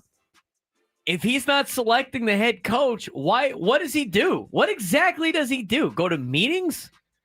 They send the presidents to these meetings. What does he do? What do ADs do right now? I mean, seriously, with and I'm talking more of the power schools, with all the money going around, all that stuff. Like, what does he do? Why is he still hired? Like, why is he still employed? I found this interesting the other day. I saw that we talked about this. How many days ago did we talk about the whole, like, they need a front office conversation? What was that, Monday? Tuesday? What's today? Thursday? Yes. I think it was either Monday or Tuesday. We talked about this. And you know what TCU did? Like, the next day, they're like, hey, look, there's this new lily pad, I don't know, some BS frog thing that they had to, play on words to sound cute. They're making a front office for the athletic department that's going to make that's going to help with NIL and signing kids and all that stuff. Why doesn't every college just do that? If you view the AD as like a pseudo general manager of the sports, like, shouldn't he be getting fired? He's had 2 terrible hires for 2 different schools. He hired Jimbo Fisher and he hired Brian Kelly. Why is the guy still employed? Save the money. Just fire him. Seriously, what does he do? Was he helping the gymnastics team out at LSU? What a waste. Guy's like, he's not going to pick the coach. What is he employed for then? Is he scheduling games for LSU football? Like, what does he do? What a waste of money. If you don't trust him to pick the next head coach, why is he still employed? Baffling to me.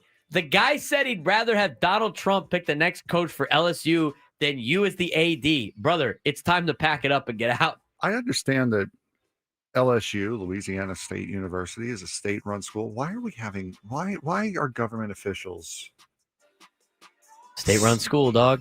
I understand. It just means more, bud. It's like, come on. You don't have anything better to do. You're worried about the Louisiana State football team. Is this your first time with the government? Is this your first time with politicians, man? I get it, but it's all a dog and pony show that play on people's emotions, and then in the end, they get all the money, and we're just yelling at each other. That's my take on politics for the day. Number 2. Carson Wentz took a dramatic step Wednesday to diffuse the controversy over his painful final appearance with the Minnesota Vikings, saying he bears no ill will towards the franchise, making it clear he did not want Coach Kevin O'Connell to remove him from last Thursday's game against the Chargers. Wentz said, quote, "This isn't my first rodeo. I'm not an idiot. I know what I was signing up for to go out there. Nobody was forcing me, pressuring me, any of those things to play." We said it yesterday, it's organizational malpractice.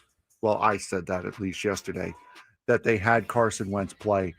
That's one of those situations where the organization does have to step in and say, listen, we got to save you from yourself right now. Is it not? I mean, sometimes it's just it's a hard dynamic of whatever. I mean, sometimes you do. I think with like head injuries, that's the most. This is like a shoulder thing. Yeah. There's only so much that you can physically do with some of these guys, and the thing is there's a lot of players that are playing with like injuries and a lot of pain because it's a paycheck, and if they don't get it, they ain't getting paid. That's why like the Players Association for baseball has been the best. Reserve comments for later, but they have been the best in getting guaranteed contracts, everything like that for their players. The NFL Players Association sucks. Like they don't help their guys out at all. And so you play in a league that your entire body and life is on the line every time you go out there and play, and you make less money than a lot of the other leagues, and it's not guaranteed. I mean, you're just to have like they just get rid of you if that's the case, and guys are worried about that. And what are you gonna do? Prevent him from making a lot? It's a complex deal. The NFL is just the wild thing on that. They're going to protect the player from himself if it involves a lawsuit to them. That's how it's going to play out. It's the business side of this that involves a lot of people's health. And if the guy says he could go and he's going to go, then there's nothing more that you could do about that. Unless, again, he's got a nasty concussion or something and this is why there's all this training. It's a complex issue. Number 3.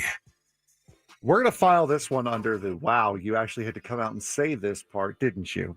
Miami Heat guard Terry Rozier, nor Portland Trailblazers coach Chauncey Billups will be paid while they're on leave from the NBA during this federal investigation.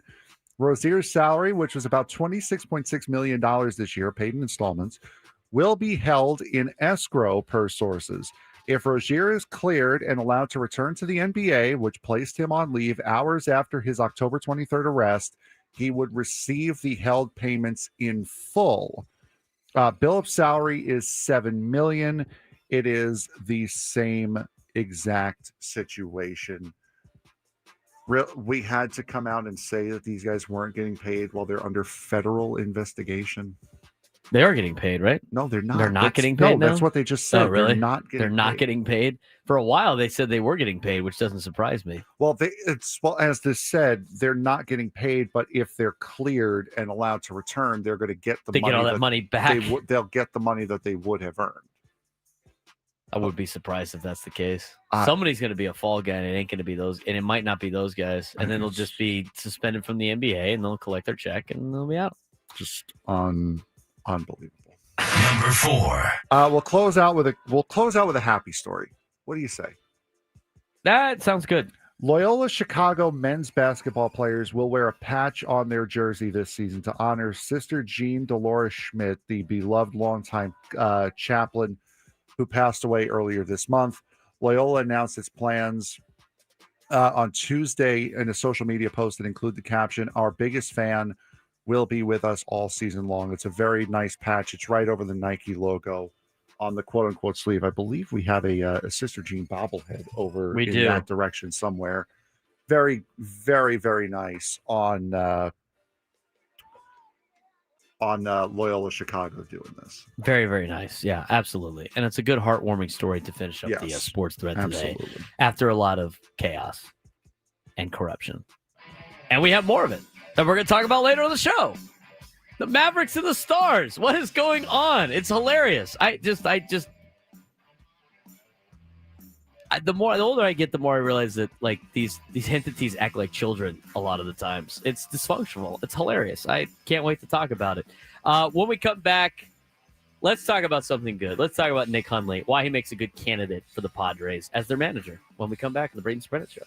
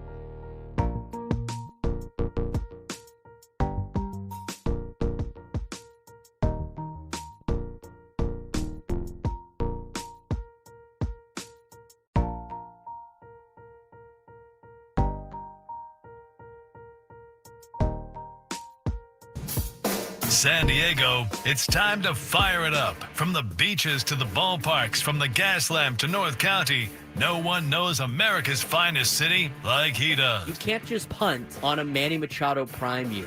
He's a fourth-generation San Diegan, born and raised in the heart of this community. Passionate, opinionated, and always bringing you the real talk on your teams, your city, and everything in between. Braden totally knows his stuff. He's ready for the next step. That guy is good. Live and local, it's the Braden Surprenant Show. But I think Braden's one of the up-and-coming young stars in the media game in San Diego. Now, here's your host, Braden Surprenant.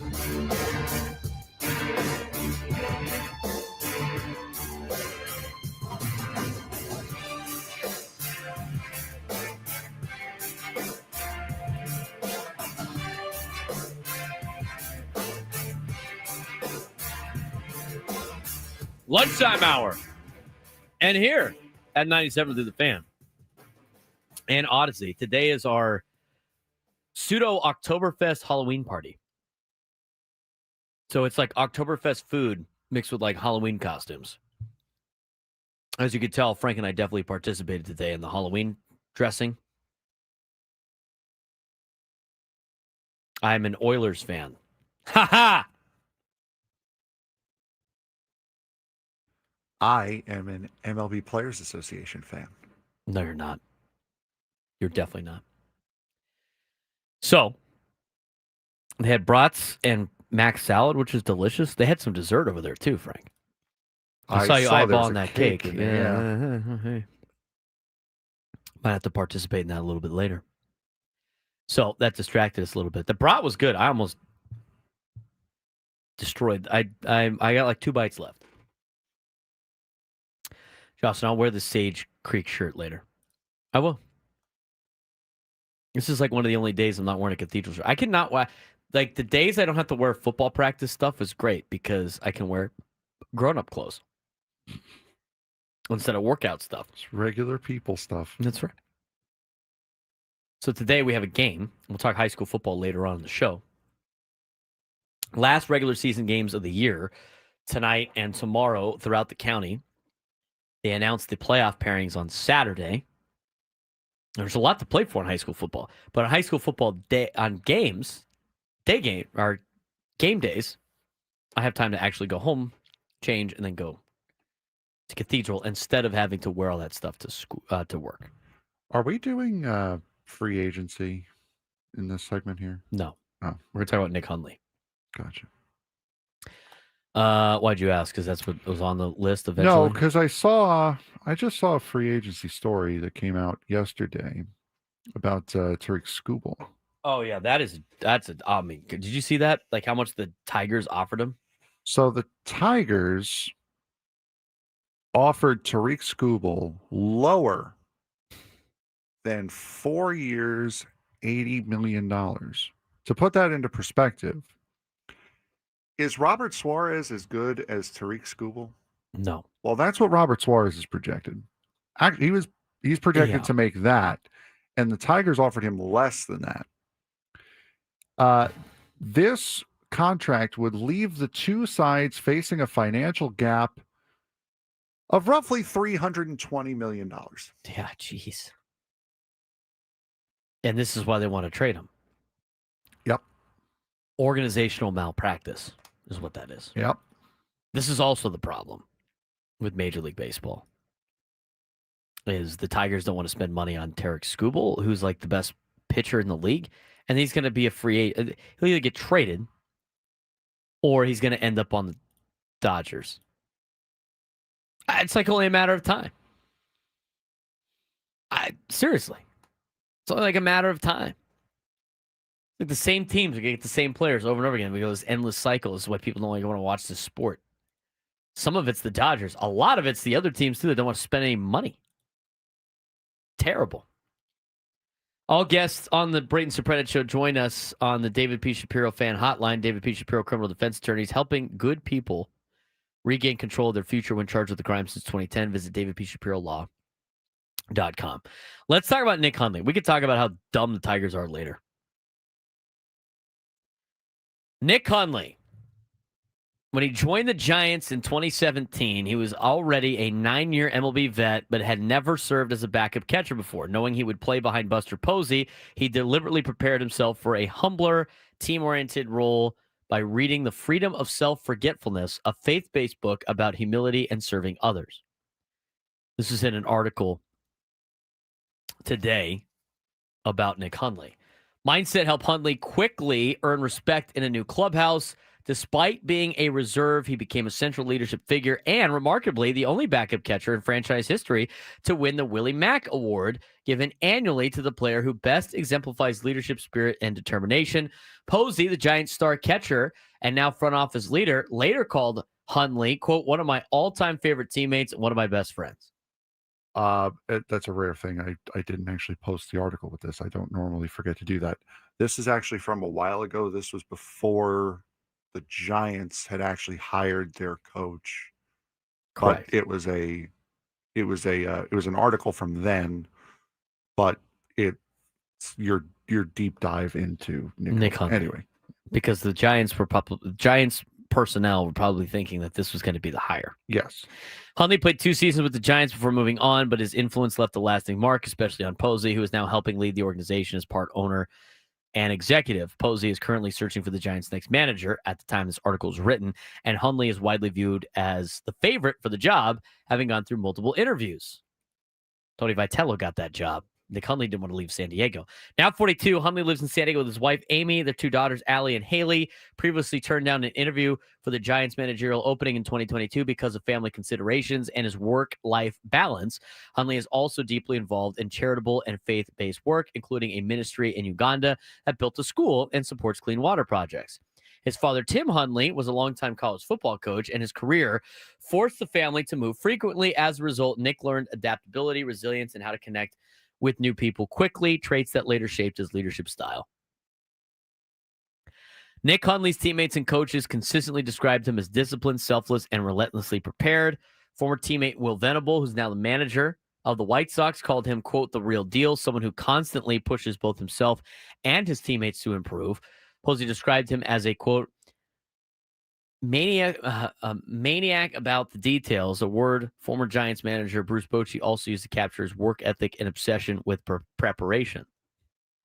Though Hundley has no formal coaching or managerial experience, he has spent years learning the game from behind the plate, managing pitchers, and handling high-pressure game situations, essentially serving as an on-field extension of the coaching staff. After retiring in 2019, he joined the MLB Commissioner's Office as a Senior Director of Baseball Operations, working on rule changes and disciplinary matters. He later followed Chris Young to the Texas Rangers, where he served as a special assistant, advising on player development and acquisitions. The thing with Nick Hundley, hey, he brings all of the intangibles about like being a manager, right? Deep roots, cultural alignment. Spent 7 seasons with the Padres, longer than with any other franchise. Professional identity was forged in San Diego system where he learned leadership, work ethic, all that stuff. I mean, all the words that you want to hear in a potential manager. While Hundley is admired in San Francisco, his connection there is brief, just 2 losing seasons. His heart and home remain in San Diego, where he currently lives and works remotely for the Rangers. He's a guy that understands the Padres' culture and fan base, having experienced both the struggles and aspirations of the franchise firsthand. As San Diego searches for a new manager who can stabilize the clubhouse and sustain recent postseason momentum, Hundley's credibility with players and fans would give him an immediate foundation. He's got familiarity with the Padres' leadership and vision. Padres general manager A.J. Preller values communication, player development, adaptability, all areas where Hundley excels. His front office experience would make him a natural collaborator with Preller, bridging the gap between the clubhouse and upper management. San Diego's leadership model encourages managerial input and autonomy, allowing Hundley to apply both his analytical understanding from his front office roles and his player empathy from years as a catcher. In contrast, the Giants front office under Farhan Zaidi and Buster Posey operates more hierarchy and data-driven, which might limit Hundley's ability to shape culture and strategy directly. So that was something that would make this job more enticing than what could have been the Giants' job. A big reason why Hundley's a finalist for this one. Hundley's home and family life rooted here in Southern California. His daughter's medical needs and his community commitments are based. A Padres role would allow him to manage without uprooting his family, something that's important to him that previously caused him to decline the Giants 2022 interview and then eventually the Giants 2025 job. He's got the right roster for his leadership style. Features stars like Fernando, Manny, Yu Darvish. They need a manager who can unify personalities, reinforce accountability. Hundley's reputation as a servant leader who prioritizes humility and teamwork makes him ideal for managing a talented but sometimes volatile roster. Managing the Padres would represent a homecoming and a chance to help deliver what he couldn't as a player, San Diego's first World Series title. His long tenure with the team, combined with organizational's upward trajectory, offers him a unique opportunity to cement his legacy where his career began. All very good takes, right? Like all very good qualities in a manager, all very good. Yeah, it's nice, it's fluffy, it's fun. Like, but to me, Frank, after going through all the intangibles that make Nick Hundley a good manager, I just don't feel like he's what the Padres need right now. No, and I believe we talked about this yesterday, is that there are guys that would be good fits as manager of this team. Hundley being one of them, Flaherty being another. Just not right now.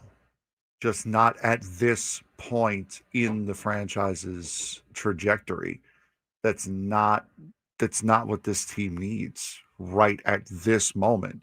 If you would have told me that Nick Hundley was going to get the job instead of Jace Tingler, I'm down for that. If he was going to get the job instead of Bob Melvin, you know what? Okay, I'm down. I'm okay with that. I'm good with it. If he gets the job 10 years down the line, okay, great. Fine. Just not right now. I don't think the timing is right now Exactly for this Padres team. I really don't. I think Nick Hundley would be a great manager. I really do. I mean, you could lay out all of those visions and everything like that. This, to me, like the Nick Hundley, this should have been the Jace Tingler hire, as you mentioned. That team could have used Nick Hundley. Like, that's the time you hire Nick Hundley.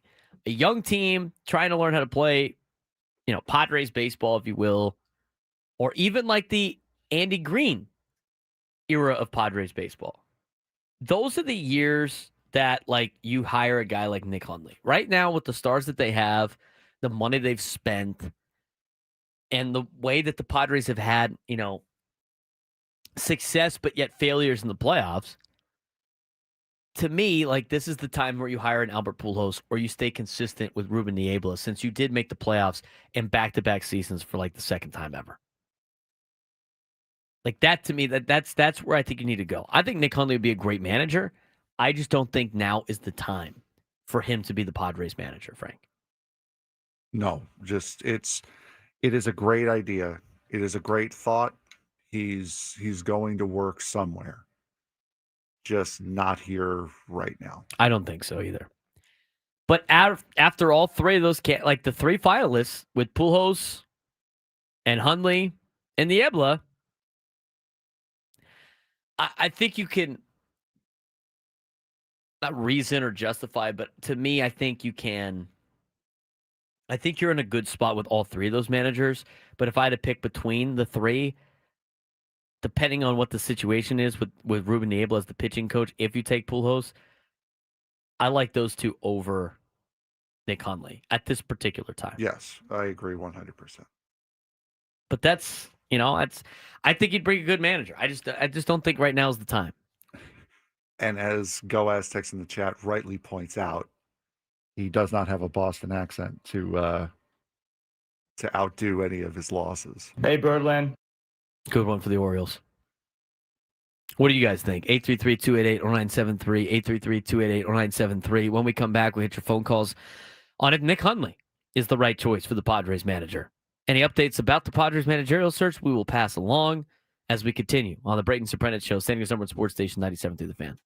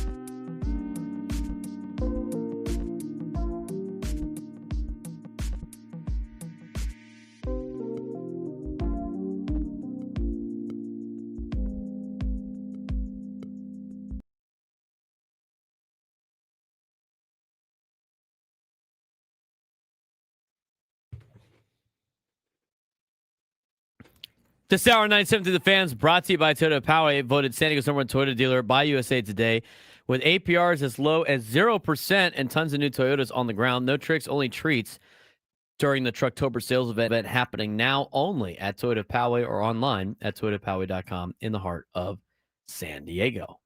He's Frank Marchese. I'm Braden Surprenant. This is the Braden Surprenant Show, talking about Padres managerial search a little bit. Gave the case for Nick Hundley in the last segment. What do you guys think? 833-288-1973, 833-288-1973. It's got Kevin in Chula Vista on the Braden Surprenant Show. Kevin, what's going on? Yeah, hey, Bray. Hey, a couple things here real quick. You know, I had always thought, and we were led to believe, that the most important attribute for a manager for the Padres was to be able to get along with AJ. And we've not heard that as being the top attribute anymore. So what happened here? I'm a little bit confused on that account. Secondly, I find it highly irregular that this franchise still has yet to make a decision on what they're going to do with AJ, yet we've got a managerial search going on. This is problematic in at least in my point of view. And I don't get it. Maybe Bruckner's going to be the one that makes the decision this time. I mean, it leads to all sorts of unnecessary distraction and mystery. And I wish this front office would really get their act together in this one. Yeah, we don't really know anything about the AJ Preller thing, right, Frank? Yeah, no, we crickets on the contract extension, potentially. That's an interesting deal. Now, the other thing, too, is Kevin brought it up. I mean, that was a major concern about, making sure you can get along with AJ Preller. Maybe that's what the 9.5 hours was for Albert Pujols, Frank. How long could you stand to be in a room with this guy? Yeah, he tapped out at 9.5 hours. I mean, that's also part of the conversation. Assuming like all of that plays out, and these are candidates that would get along with AJ Preller, and we'll see what the hiring is like. To me, I like the intangibles of Albert Pujols the most. But again, if he can't deal with AJ Preller, who a lot of people really can't deal with, then it's going to be a disaster of a hire. Don't you find it odd that they haven't, like, I mean, they talked about him potentially getting a contract extension. It was in a matter of whatever, and nothing.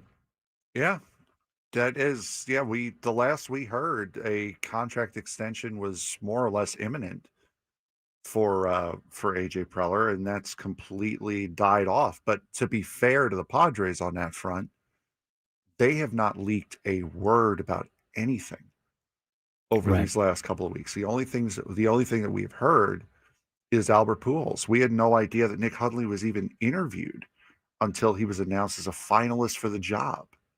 So they have been very, very tight-lipped down at Petco Park. So maybe it could be a combined press conference. We're announcing a manager and an extension for AJ Preller. Who knows? That could be highly likely too. Like they could give him the extension and then in the report be like, oh, also AJ Preller is signed on now through 2030. Well, whatever it is.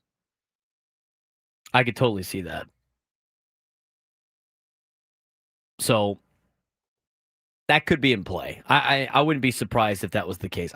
We've seen that in press conferences before, or should I say press releases. But it's been all quiet on the Western Front today, a day that we thought was going to be a day that they end up hiring a manager, or maybe you get a leaked information from a Kevin Acee or a Dennis Lin or an AJ Cassaville about the Padres hiring somebody. Haven't really heard anything today. And who knows? Maybe it does come tomorrow. I understand Game 6 is tomorrow. I understand the baseball season could come to an end tomorrow, but the Minnesota Twins didn't have a problem announcing or having leaked a manager during the game last night. So I don't see why it can't be tomorrow. I like Go Aztecs' comment right there on the Western Metal Front. Yes. If I say all quiet on the Western Front, if it involves the Padres, I'm going to start dropping that. I'm going to use that term. There you go. And credit Go Aztecs for that on the Western Metal Front. Anybody read that book in high school? All Quiet on the Western Front? Nope. No. Anybody read? No. Let's get out to Chuck in La Mesa. Chuck, what's going on, man? It's Wednesday. How you doing? Hi, what's going on? Hey, I want to say something to you. See you later. My neighbor's here with me. If Albert Pujols and our pitching coach were together, they'd be the most awesome team ever. Here's what you get. You get the guy. What was Albert Pujols' average batting order when he played in NBA or National Baseball League? His average batting his career batting average in MLB. Yes. It was in the high 200. I was like, I know. Did he hit 300? He might have hit 300. I gotta double check. But anyway, yeah. What was it? That was the. What is Chuck saying? Him combined with Niebla would be a good comment. 296. He 296. just missed it. Close to 300. There's other people that are like, well, he should be the hitting coach and not the manager. Like, it doesn't work like that. A lot of the time, it doesn't work like that. Appreciate the phone call, Chuck. Ryan said he's late to the party. Work took the best of me today. Did I read Pujols spent 9 freaking hours at the Padres? 9.5, actually. He got that extra half hour. Don't discredit him that extra half hour. And don't you dare forget about those extra 22 seconds. How many times did he DH in his career for the Cardinals? Like with La Russa managing. Like how many times was he in there like listening to La Russa? I mean, he played for a pretty big time coach over there. Yeah. But everybody always wants to get him on the, he had Mike Trout and Shohei Ohtani. Didn't do anything. It's interesting. Baseball Reference doesn't do that. They don't do like a game by game positional breakdown. They tell you what positions they played over the. Oh wait, never mind. He does. They do. He just go digging sometimes. He DH'd 641 times in his career, which is most of it with Anaheim. Oh, here it is. Yeah, most of it. Yeah, most of it with Anaheim. All right, never mind then. 17 years as DH. 2026 games started at first base.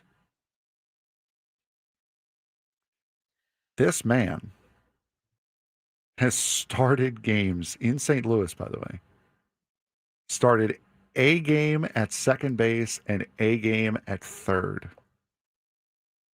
At short, sorry.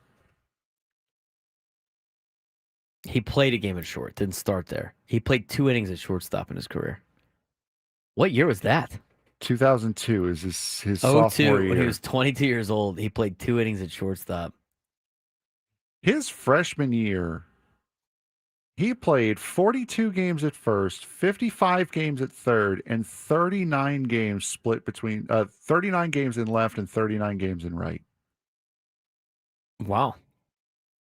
How about it? He is literally 1 game as a catcher and 1 game away as a center fielder from having played every single position. He should be a player's coach, reactivate himself, and then go play those positions. Yeah, just 2 games.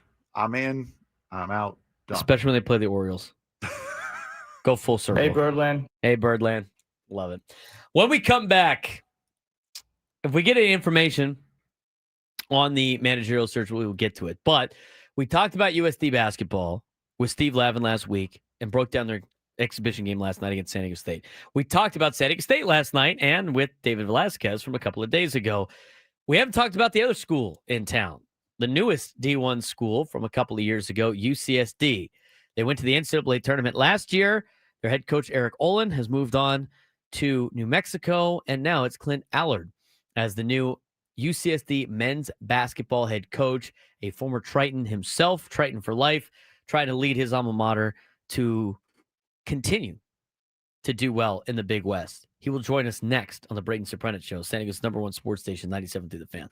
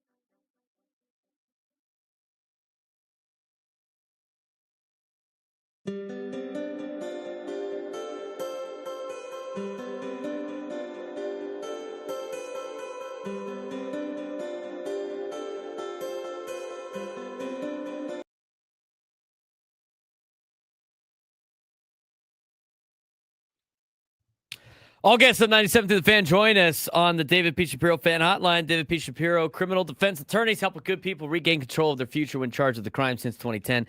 Visit davidpshapirolaw.com. He's Frank Marchese. I'm Braden Surprenant. This is the Braden Surprenant Show. And now joining me for the first time on the show, college basketball coach here in town at the University of California, San Diego, at UCSD, his alma mater, where he was a 2007, 2008 All-CCAA second team honoree, had a great career playing for the Tritons, stayed at UCSD, coached for the Tritons, spent a little bit of time coaching at Cal Poly Pomona, came back as an assistant coach, was the associate head coach since 2014, giving an opportunity to be the head coach now of a Division I basketball program that's coming off an NCAA tournament appearance. His name is Clint Allard. He joins me on the Braden Surprenant Show. Clint, what's going on? How's your Thursday going?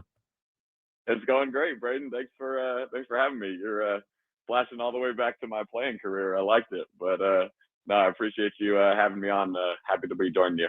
Yeah, it's great to be talking with, all the coaches in town. We had Steve Lavitt on last week. We had Dave Velasquez from San Diego State on earlier this week. And, now to do the full rounds of the other Division I basketball program that has had a lot of success in recent years, a more recent D1 program. It's great to have you on the show to talk a little bit about UCSD, but also yourself and introducing yourself, now as the head coach of this program. You grew up in San Jose. You went to Archbishop Mitty High School. You decided to go to UCSD, come on down to America's finest city for your college career. What was that like? What was the process like? And go ahead. Take us through a little bit of memory lane of being a player at UCSD.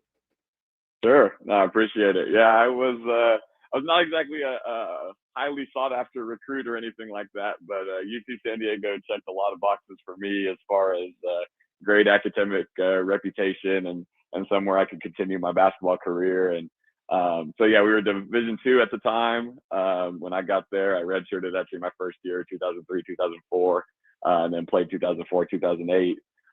So got to play for a few different coaches, which was good for me, kind of learning from different people through my coaching career. My redshirt year was under a guy named Coach Greg Lanthier. And then I played 3 years for Bill Carr, who actually happens to be our general manager now. So that's kind of been a cool full circle moment. And then my senior year, I played for Chris Carlson, who's now working in athletics at UCLA. So had a great experience, really close with a lot of the guys that I played with over that era. And I've been in a unique spot where I can kind of see where we've come from in those early 2000s to now, and UC San Diego athletics, and especially our basketball program, have really come a long way.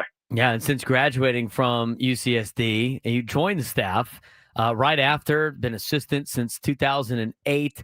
You spent a little bit of time at Cal Poly Pomona, but came back to your alma mater and have been there, from 2014 on to now. You got to work with Eric Olin, who has now, departed to go to New Mexico. But, as much as Eric Olin gets a lot of credit for helping that program get to the D1 level, you were on all those staffs. I mean, what was the transition period like for you guys? I mean, that's got to be cool for you as an alumni to help your school become D1 and accomplish everything that they've already accomplished. Yeah, it's been a great journey, and I definitely don't take it for granted. Like you mentioned, it's always we really built something here, coming from Division II to Division I. That transition definitely was not easy. Those kind of 4 years of not being able to play in the postseason are not easy years. But we got better all the time, and we kind of kept the upward trajectory. And obviously last year paid off with a lot of success, with a great group and something like kind of got to a point probably a little faster than even Eric and I were expecting in our high aspirations of what UC San Diego could become. So it's been a really rewarding journey, and it's been good to be here since, like you mentioned, kind of when I returned in 2014 as the associate head coach to kind of build this thing along with Eric. And I definitely felt like I was a big part and invested in our success.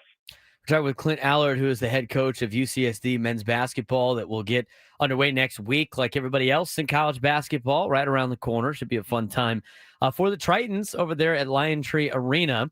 Let's talk about it for coaching at your school. and I do that at the high school level. I coach at my alma mater right now. I coach football. And sometimes you got to go somewhere else to kind of learn a little bit more and kind of have that, well-rounded viewpoint as a coach, because sometimes you get into a rut of just like, this is how UCSD does it. But you spent some time at Cal Poly Pomona for a couple of years. What was that experience like for you? What did you learn from that experience that has helped you as a coach? Oh yeah, those were a great 2 years. Cal Poly Pomona has been a really good Division II program. So the guy I worked for there, Greg Kamansky, kind of also a connection. He actually is a UCSD basketball alum. And he's won a national championship, had a national championship runner-up at Cal Poly Pomona. And they're really known for their kind of matchup zone defense. And so I learned a ton from him, one of the best defenses in the country. And I took a lot of those things over. And then, when we kind of made the Division I jump and Eric kind of asked me to take over as the defensive coordinator for our program. All the experience I had at Cal Poly Pomona was huge, and we installed some of these things and made it work for our program. And but yeah, so exactly like you mentioned, you want to learn from some different people. That was a great 2 years to learn from somebody else and see how he did things. And obviously, I learned a lot on the court from, like I mentioned, with the defense, but just how he interacted with players and everything like that was a really great time I took out of it, and I still talk to Coach Kamansky a lot. We're talking with Clint Allard, the head coach of UCSD, about to start his first year as the head coach of his alma mater. So last year you guys had a great year. You win the Big West tournament, gets you in the NCAA tournament, a great opportunity for the program, obviously, to achieve that feat in the first year eligible to make the NCAA tournament. Eric Olin ends up getting a job at New Mexico, and now, what you built is still there. Was there any, and then this day and age of college basketball and college sports, a lot of the staffs go with the head coach that go to New Mexico. What was that process like for you? And, were you ever thinking about going to New Mexico with Coach Olin? I don't know if that was an opportunity, or is it always like, I want this job, I want to be able to coach for my alma mater? What was that process like and getting this head coaching job? Yeah, it happened really quick when it happened. So Eric got that job, and within an hour, the athletic director was on the phone with me, kind of offering the position. So I felt obviously very honored that they were kind of prepared and ready, and thought if this eventuality came, that I was the guy for the job. So we didn't even really go down the road of would I go kind of New Mexico and everything like that. Obviously, working for Eric for a lot of years was something that was a great experience. He's a huge mentor to me, and he's why I definitely feel like I'm prepared for the position and taking over. But yeah, it was, like I said, I was lucky enough to have the confidence of the administration, and it moved really fast, and I'm glad it did, because we had a lot of work to do in front of us. So a lot of things that have now changed, right? I mean, rosters turn over like crazy when coaches move, and also when you have success, and, being a mid-major program that's also has its own challenges. But, based on what you guys did in the portal and recruiting, getting ready for this season, what are some of the highlights and things you're excited for this year? Well, yeah, you mentioned it. It's an interesting time to take over with everything that's going on in NCAA with transferring and NIL and all these kind of things. So there's a lot of changes, and there were some changes in our program, like you mentioned, as a mid-major, but really excited for the group that we have coming in. We have a lot of guys that, like you mentioned, signed up for being what UC San Diego is about, and kind of unselfish people, team first people. And that includes the players and the coaches that have kind of newly joined us. So it's definitely different from what it's been in the past, of that we just have a lot to teach. We don't have the kind of returning institutional knowledge that we've had, and we're going to continue to teach even as we get into games here and continue to strive for our best basketball. But we got the right people in the building for sure, the people that want to be their best and kind of strive for greatness. And so I'm really excited for the journey of this group. Obviously, a lot of new faces on this team. And what are some of the players that Tritons fans should be looking out for? Other people in San Diego that, love college basketball and want to see the Tritons for the first time. Who are some of the players to watch out for here in 2025, 2026? Yeah, for sure. So, we encourage, we have a great game day atmosphere, and we got some home games coming up. So encourage everybody to come see us. Aiden Burke is kind of the one returner that was rotational last year. That's coming back. Really good shooter, does everything right. He's going to kind of be in the rotation there. For anybody that was saw kind of Big West basketball last year, we have a transfer from University of Hawaii, Tom Beatty, who's really smart, picks up things really quick, brings us some leadership at the guard position. Leo Beef is somebody that's really impressed me early on in the kind of summer and fall here. He's a transfer from Lynn University in Florida, Division II program. 6'8", really skilled, kind of can play the perimeter, can attack mismatches. He's just a matchup problem in general, and he's just got a consistency of his effort, and he's always striving to get better. He's a little bit of a late developer, and he's still kind of reaching his best basketball.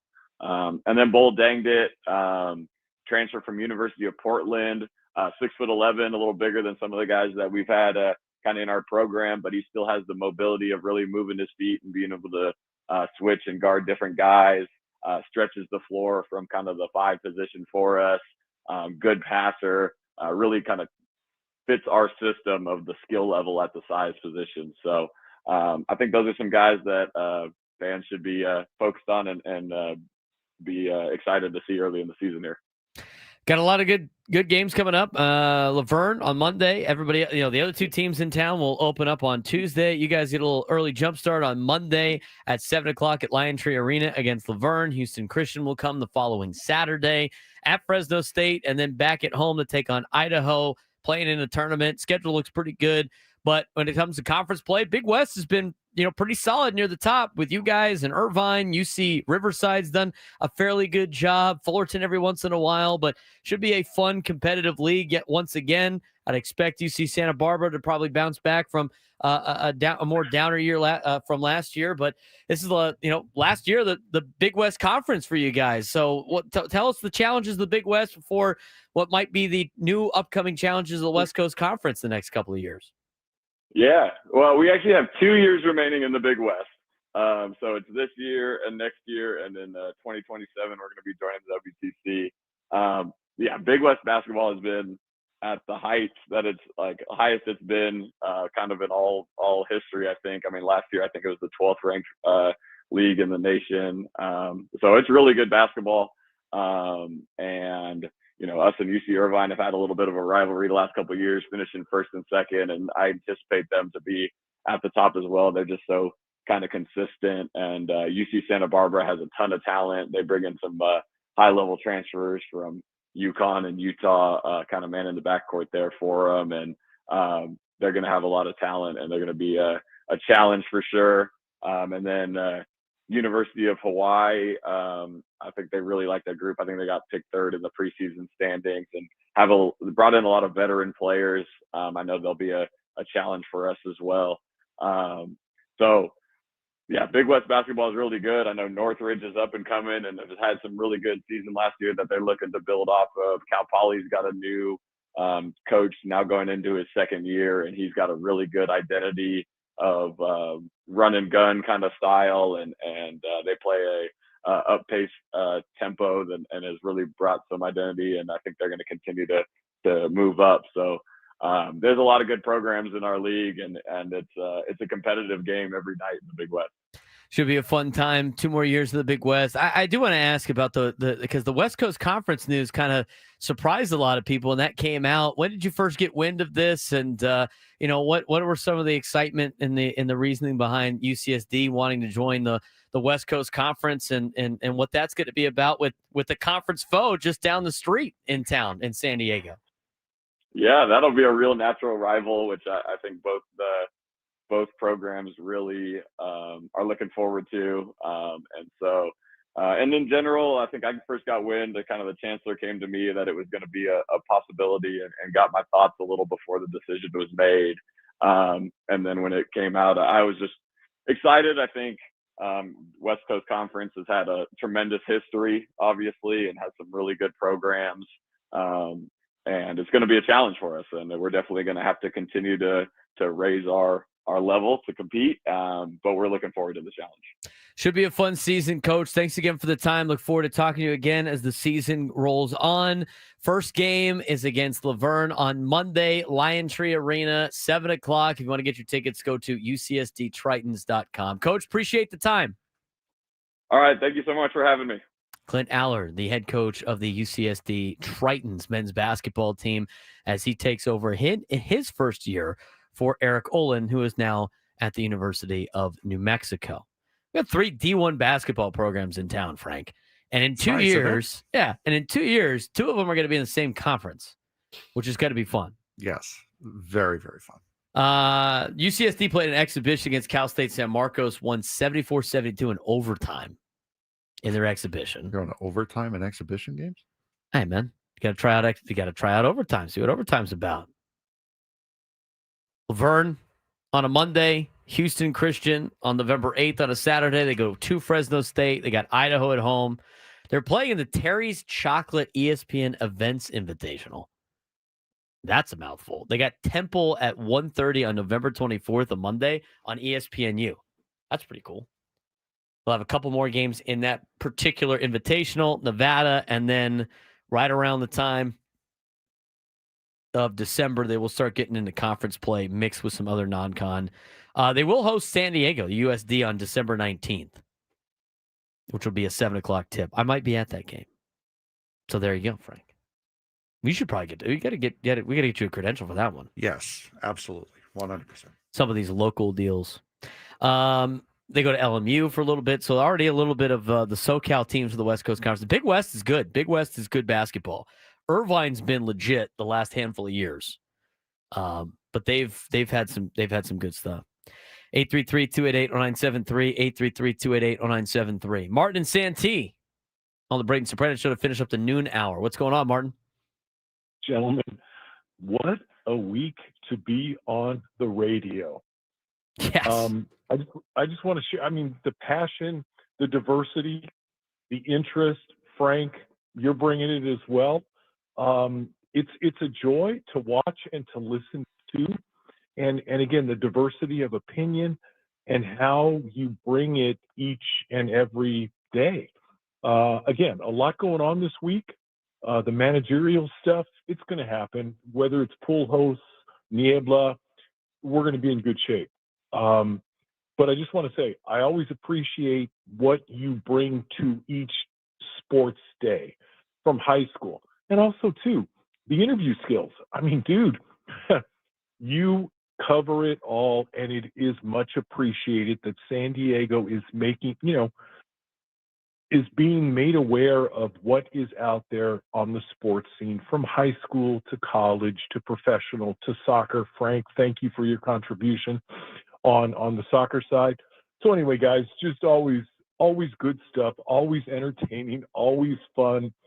And there's a lot going on right now, and you guys are just killing it. So appreciate it. So take care of my nephews, and we'll talk soon. I appreciate it, Martin. Thanks, Uncle Martin. He always calls in the right time. It's right for the end of a hour break. Talks up the show. That's what makes this show fun, too. It's like we have all the sports covered. It's obviously like baseball and college football and the NFL and up my alley. And then you even get some NASCAR coverage with Frank. Guy's been watching every hockey game that's ever happened in the last 3 years on TV during every show. He's got, gives us the full lowdown on the soccer. And we'll have Drake Hills on tomorrow. Yes. I'm talking to Drake Hills' class tomorrow. Oh, wow. Wish me luck on that. Nice. It'll be on Zoom, though, because it's at 9 in the morning. Yes. To make it, driving to San Diego State doesn't sound like that fun right now in the morning. Last night it was tough because where I was parking last night for the game, school's in session, night class was going on. And so they're asking everybody, are you here for class or the Aztec game?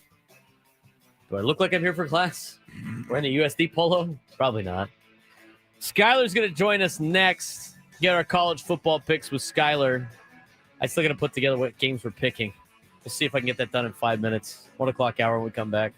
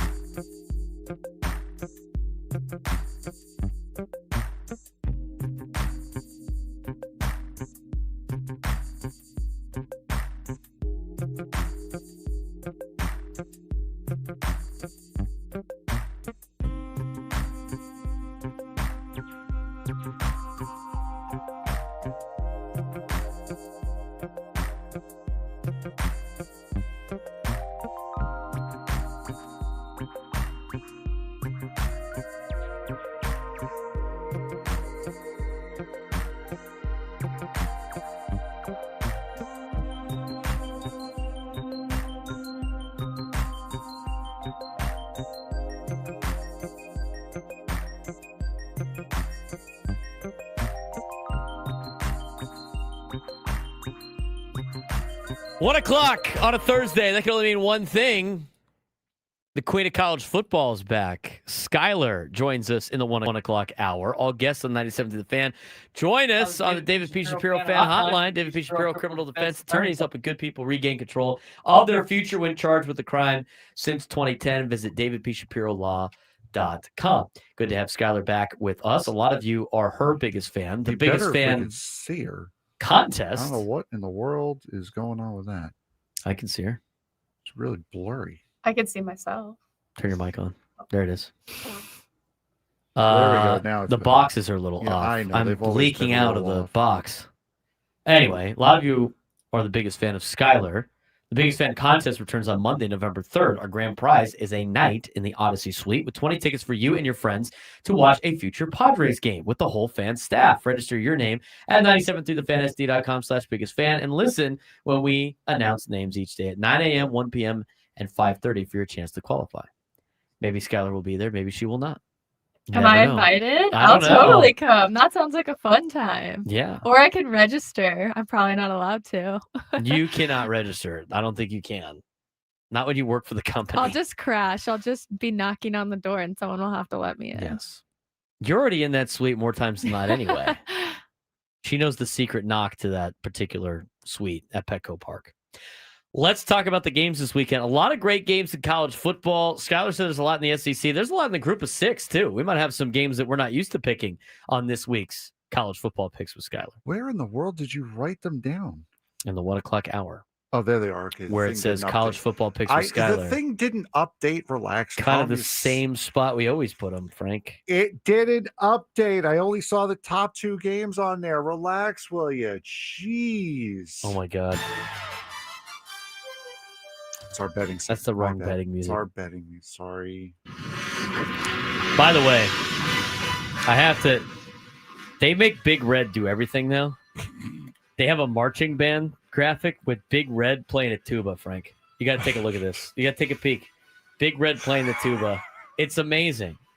What won't West Kentucky do? Isn't that great, Skylar? Who doesn't want That's to? pretty good. That's pretty good. Big Red playing a tuba. Who doesn't want a nice tuba red? Tuba Red. All right. All right. Let's get to the first. There's a lot of good 9 a.m. games to start off the weekend. There are, and apparently there's one that was supposed to be a really good game that's not. I have to say, sorry, before we start. Did you see? Are you referencing the tweet that I'm thinking? Was it the tweet of like cancel all your plans? Yeah. Yes. Because like a month and a half ago, this weekend was going to be even better than it already was. It was going to be number 1 Ohio State and number 2 Penn State, and now it's not. We're not even picking that game because it's a 20.5-point favorite for Ohio State. But it had all these games. It said, "Don't go to a fall wedding. Cancel your plans. Watch college football," and I think none of those games are as exciting as they were laid out to be. Like Texas Tech, Kansas State, we are picking that game, but for other reasons. Anyway, a little bit different of a schedule this weekend. Still a lot of good games. Starting in the 9 a.m. hour, Vanderbilt and Texas. Who's running this show here? Well, you're writing stuff down, so I was getting things going for you. I was stalling until you were ready. Brother, Vanderbilt, Texas. Frank, you get to pick first. And speak at the Vanderbilt same time and Texas. Here. The Longhorns are favored by 3.5. Francis, what do you got?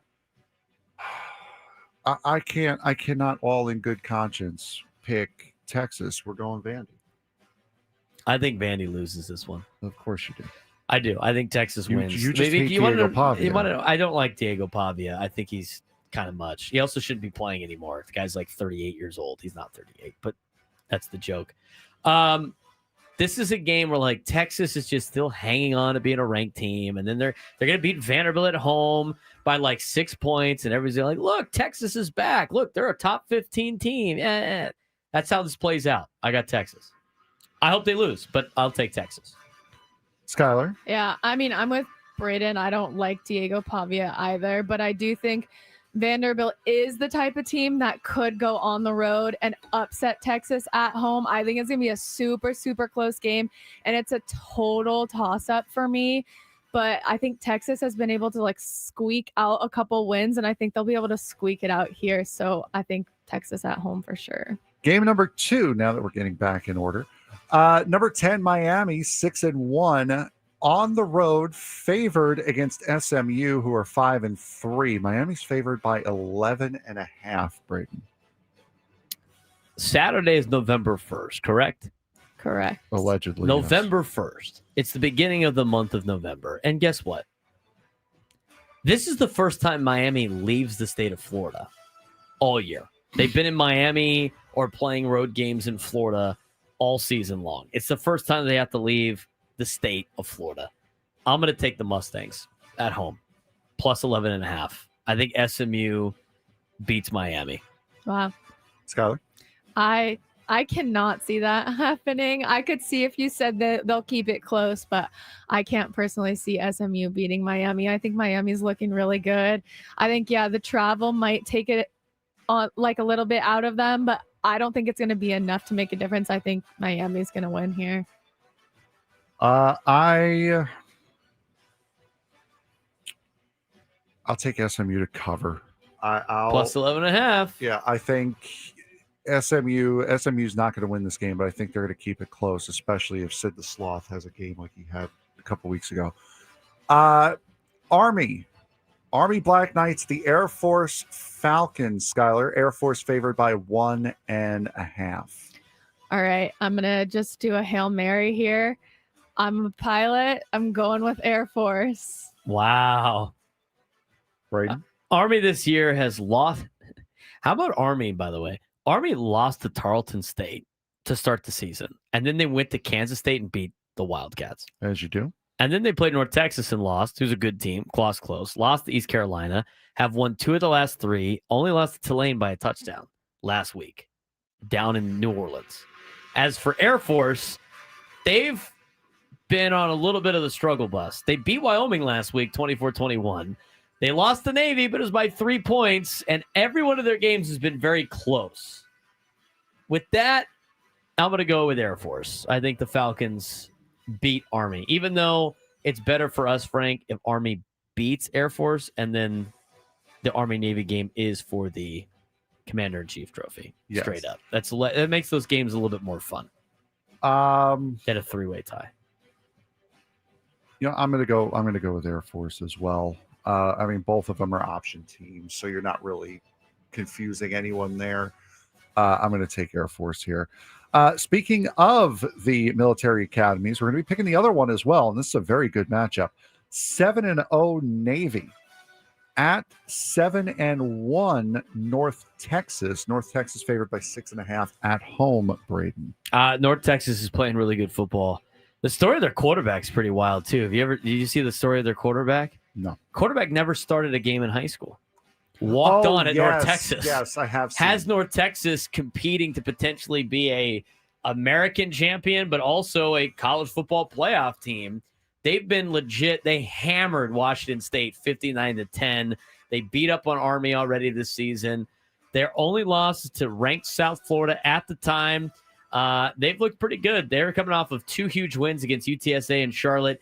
Navy is kind of, they've done okay, but they haven't had like a signature win yet, even though they're 7-0 and 5-0. That game will be on our airwaves, if I'm not mistaken, as I believe so, affiliate of Navy football. But Navy has not beat the same teams that UNT has, and UNT's at home. I'm going with Mean Green. Skylar? UNT surprises me every single week. I feel like I always kind of underestimate them. I know we've picked them. I'm not sure we've picked them this year, but I know in previous years we've talked about them. I've gone against them every single time, and I've been wrong every single time. So I feel like I just can't go against them. I think that they're going to surprise us all again. I think they're having a strong season, so I've got to go with North Texas. Skylar wanted her wanted posters off of the walls of Denton, Texas. I know. They're like, this girl just needs to figure it out already. I'm going to go with North Texas as well. I think they are going to overpower Navy. Arizona State taking on Iowa State. Iowa State favored by 7.5 at home. I have texted Sam Levitt asking him how his foot is. He's not playing this week. He has not gotten back to me.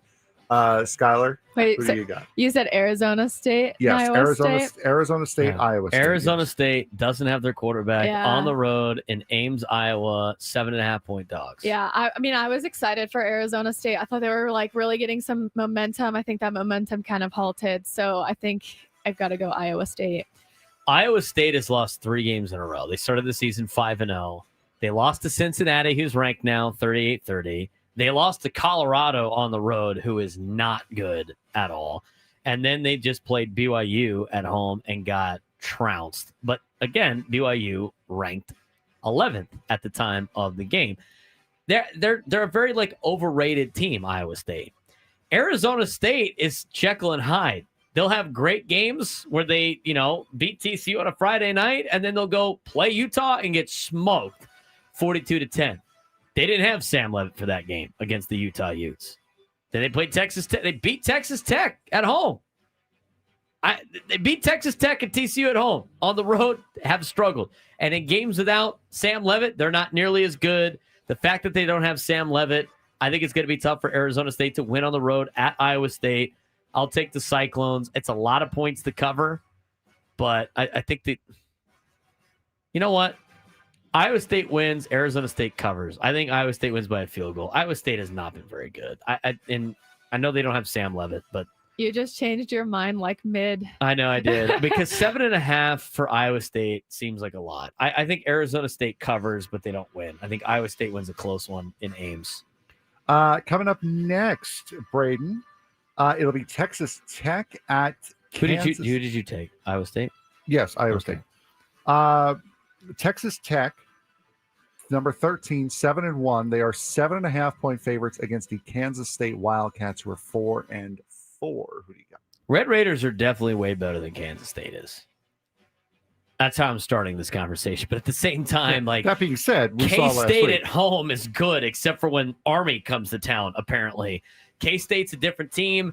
They've won 3 out of the last 4 games. They're coming off of 2 back-to-back really impressive victories, putting up a lot of points. Texas Tech, I think, became vulnerable after they lost to Arizona State. They had basically a bye week last week against Oklahoma State, who's terrible. I think this game might be closer than people think. What's the spread? 7.5 for Tech? 7.5 Tech. I'm going to take Kansas State. I'm going to take Kansas State plus 7.5. I think Tech can still win, but I think Kansas State's going to keep it close. The Big 12 is just wide open right now, and the parity in the Big 12 is fun to watch. Kansas State's found a new lease on life, and we'll see how they bounce back. But Tech's definitely the best team in the conference, bar none. Skylar? Yeah, I agree. I think Texas Tech is looking really, really good, but I think this is going to be a tougher game for them. I think they're going into a hostile environment, and K-State has been doing really well at home, so I'm also going to go with K-State. I am going to go with Texas Tech here. Skylar, first pick for you here. The Fresno State Bulldogs in Boise against the Broncos. Broncos are 6-2 Smurf turf on the year. 17.5 point favorites are the Broncos. This will be another 12:30 start on FS1. Oh, that's hard because that's a pretty big spread. And I think the Broncos aren't what they have been, but I'm also not overly impressed with Fresno State. So I'm torn because that's a pretty big spread. That's why the spread is that level. I think I'll go ahead and I'll take Boise. You're right on the spread. What I saw out of Fresno State last week was rough. And Boise beat UNLV by 25 at home. And UNLV at that point was undefeated. And UNLV is better than Fresno. I'll take Boise minus 17.5. I'm going to take Fresno State. I don't pick against big spreads like that. Fresno State looked bad last I know week. they did. Oklahoma Sooners 6-2 against the number 14 Tennessee Volunteers, also 6-2. Vols favored by 3.5 points at Neyland. This will be a 4:30 start on ABC. Also, best of luck to Smokey 10, who just got diagnosed with cancer.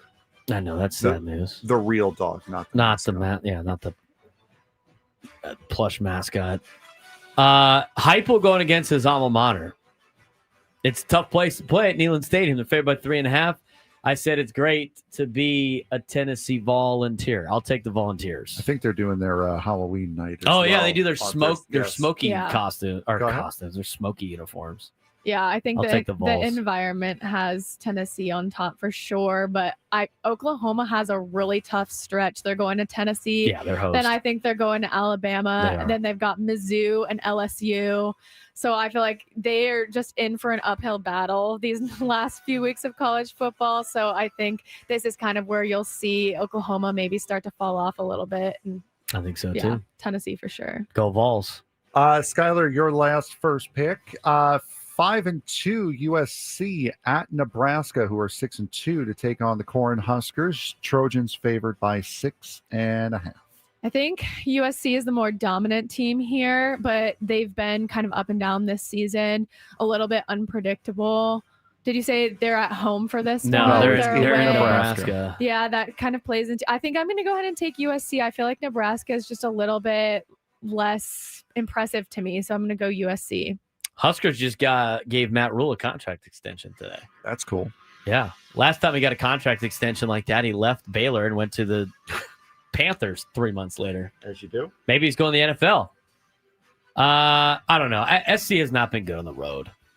They beat Purdue on the road, and that's it. And then all they do is bitch and moan about like how they have to travel in this new conference. Nebraska's a tough place to play. I think Nebraska makes it close. I'll take Nebraska plus 6.5. I think USC ends up winning. I'm going to take USC in this game. Braden, final pick of the week.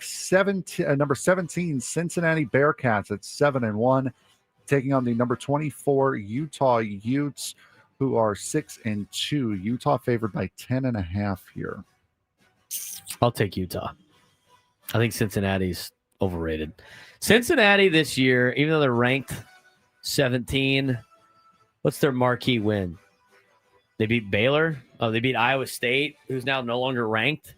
Bowling Green, Northwestern State, Kansas, Iowa State, UCF, Oklahoma State, Baylor. They haven't played the good teams in the Big 12. This is their first good team in the Big 12 conference. How about this? Cincinnati finishing with Utah, Arizona, BYU, and TCU. It's gonna get real. It's gonna get real for Cincinnati really quickly. I got Utah in this game. I think they cover the 10.5 at home. Utah usually does a really good job at home. Skylar? I'm actually surprised that Utah's favored and that they're favored by 10.5.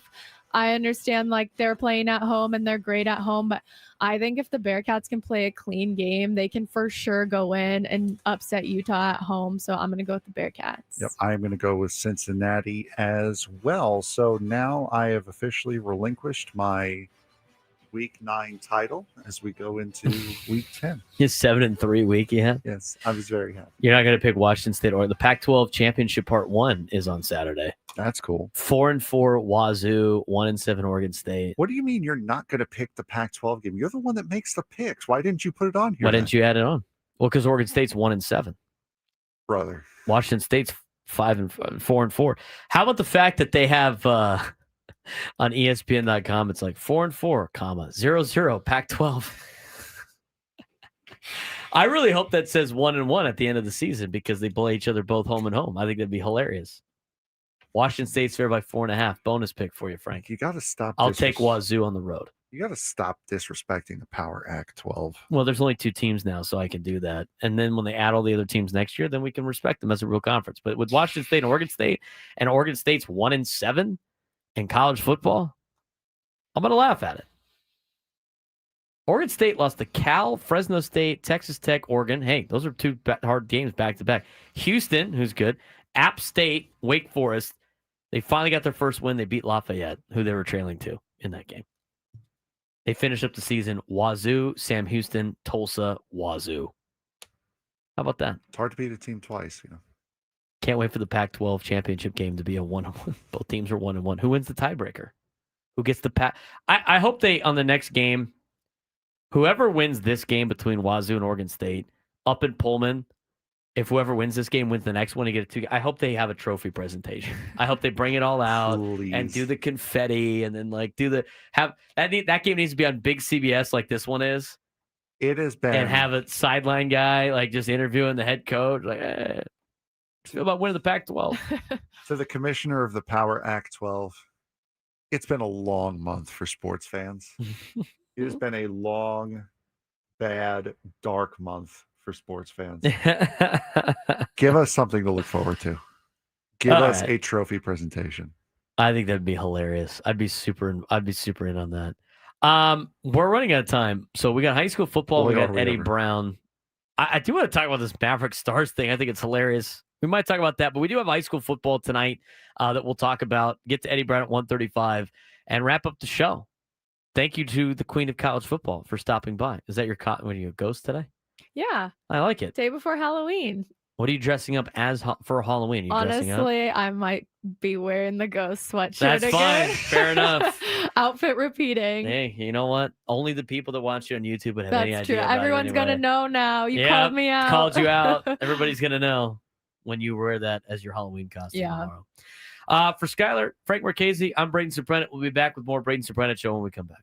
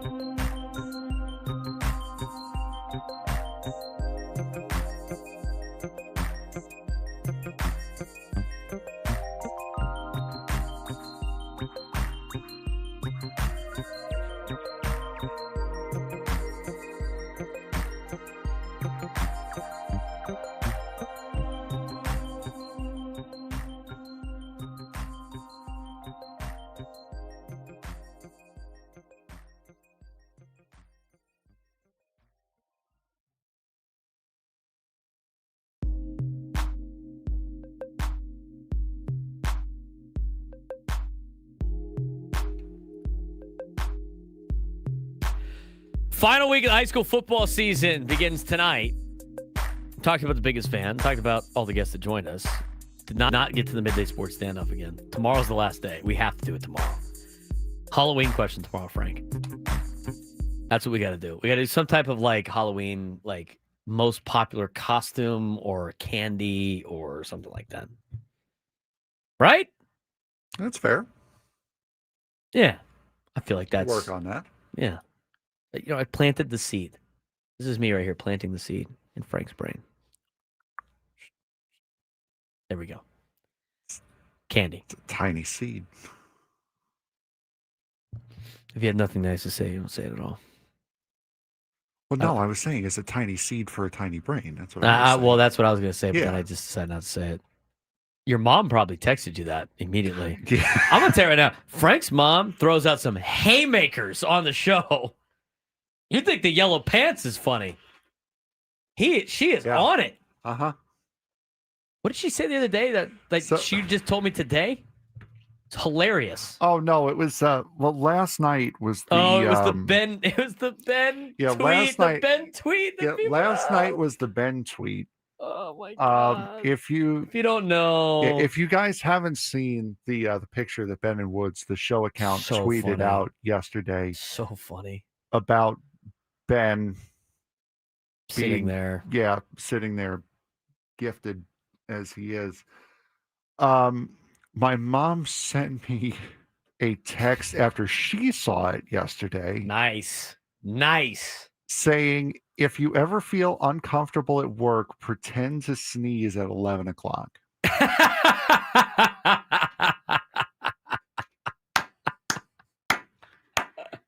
And then she texted me, I was busy. I didn't get to see. Did you sneeze?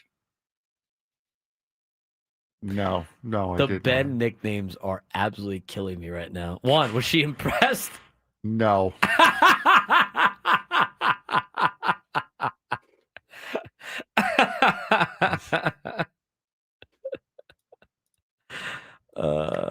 If you guys think I have a quick wit, I am slow on the draw compared to my mom and my brother for that matter. Your mom, but it's my mom is the fastest wit of any human I've ever seen. Cole is on a roll right now, dude. This is like Cole, Rod, and Juan are just having a field day in the YouTube chat. I can't even say it with a straight face. No. You don't want this for the YouTube audience. Rod, we see you. We appreciate you. You win. You gave Rod the winner, huh? But no, the winner is the winner. You win this bit. The winner of the day was the winner of the day was the Ted names when we were talking about Albernaz. That's the winner of the day. You got to play it again. Hey, Birdland. Hey, Birdland. Camden Yards. So great. If you take it on sports trivia or Halloween candy trivia tomorrow, you're qualified for a chance to win a grand prize, a trip for two to see Jerry Seinfeld in Las Vegas, including 2 tickets to the show on April 17th at the Coliseum at Caesars Palace, a 2-night stay at the Flamingo Hotel and Casino, and a $100 gas card. Jerry Seinfeld returns to the Coliseum at Caesars Palace on April 17th and 18th. See Ticketmaster.com for tickets. Hold on, let me do an Adam in the chat right now. Adam's on his way to Atlanta, or is is getting ready to be on his way to Atlanta. Oh yeah, he leaves at like what, 2 o'clock or something. Let me do an Adam in the chat. There are 5 teams in Major League Baseball that have a Halloween candy hidden in their logo. Which one are they? Oh my God. I would walk out. You'd have to show the rest of the show. Don't. Braden, why did you leave early? I need a new contract. Don't tempt a stupid person to do stupid things, man. Unbelievable. I want to talk about that. We're going to talk about that arena debacle in Dallas because it's hilarious watching two entities sue each other. We're going to do that tomorrow.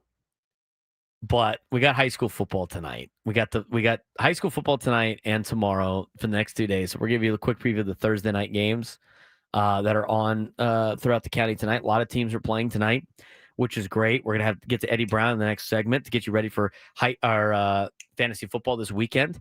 Final week of the regular season in high school football in San Diego with playoff seedings on the line. Just about every snap this weekend means something. 8 teams that many believe are good enough for the open division, only 4 get to make it, which is stupid in its own right. I don't know why they got rid of the 8 teams as the open. They decided to go to 4. It's dumb. Debate me on it. Go ahead. You'll lose. It's stupid to have 4 teams as an open playoff. There's no justification for it. And if your answer is, well, 5 through 8 doesn't win, I don't really care. Go win. Okay. We all know Division I's for 5th place. Get good, forehead. Yeah, I don't know what else to tell you. I stop making all these different playoffs for every week and hand out 1,000 trophies. It's stupid. Yes, you did miss the Queen of College Football, 1 o'clock today. Right now, Cathedral, Lincoln, Carlsbad, and Mission Hills are projected as the 4 open division teams, according to MaxPrep's computer formula, which will determine the playoff seedings. Will be announced on Saturday, if I'm not mistaken.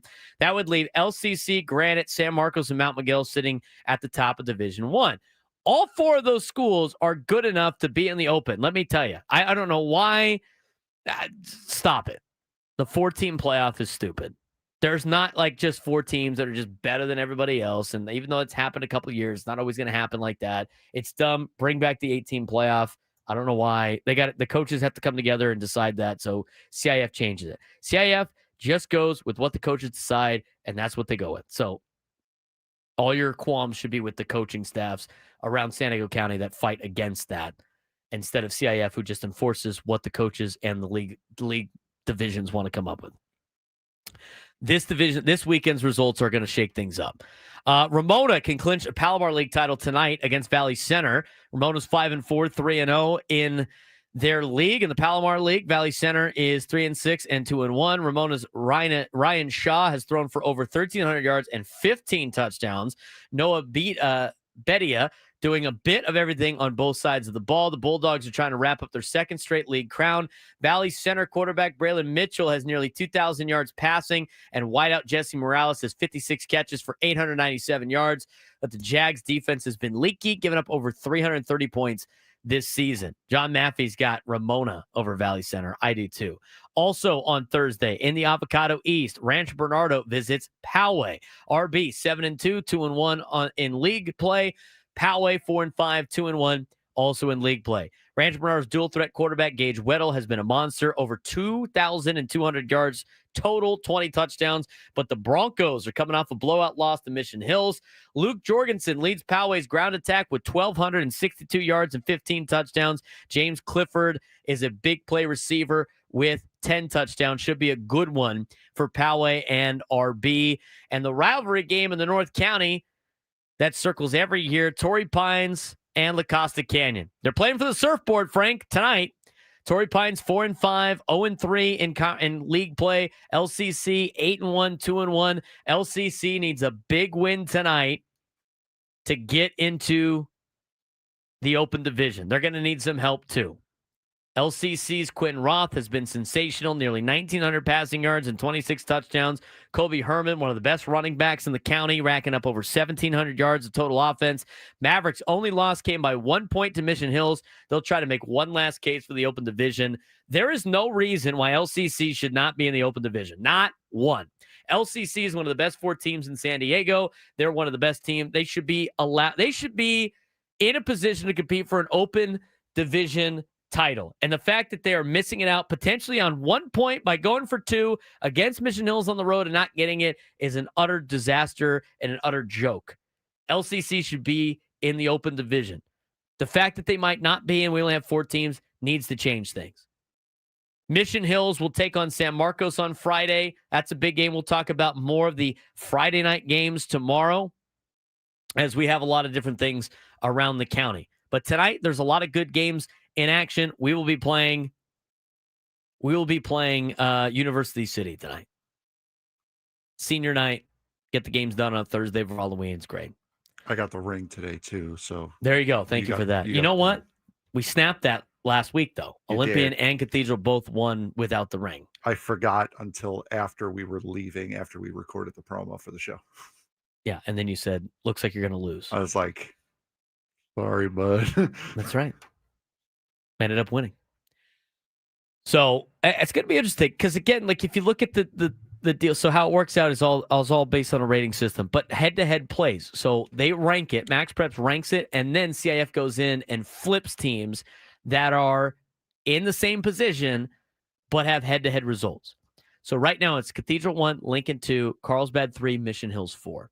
Cathedral beat Lincoln. So even if Lincoln jumps to 1 after beating Scripps Ranch by whoever knows them out, Cathedral, if they drop to 2, would then flip back to 1 because they beat Lincoln head-to-head.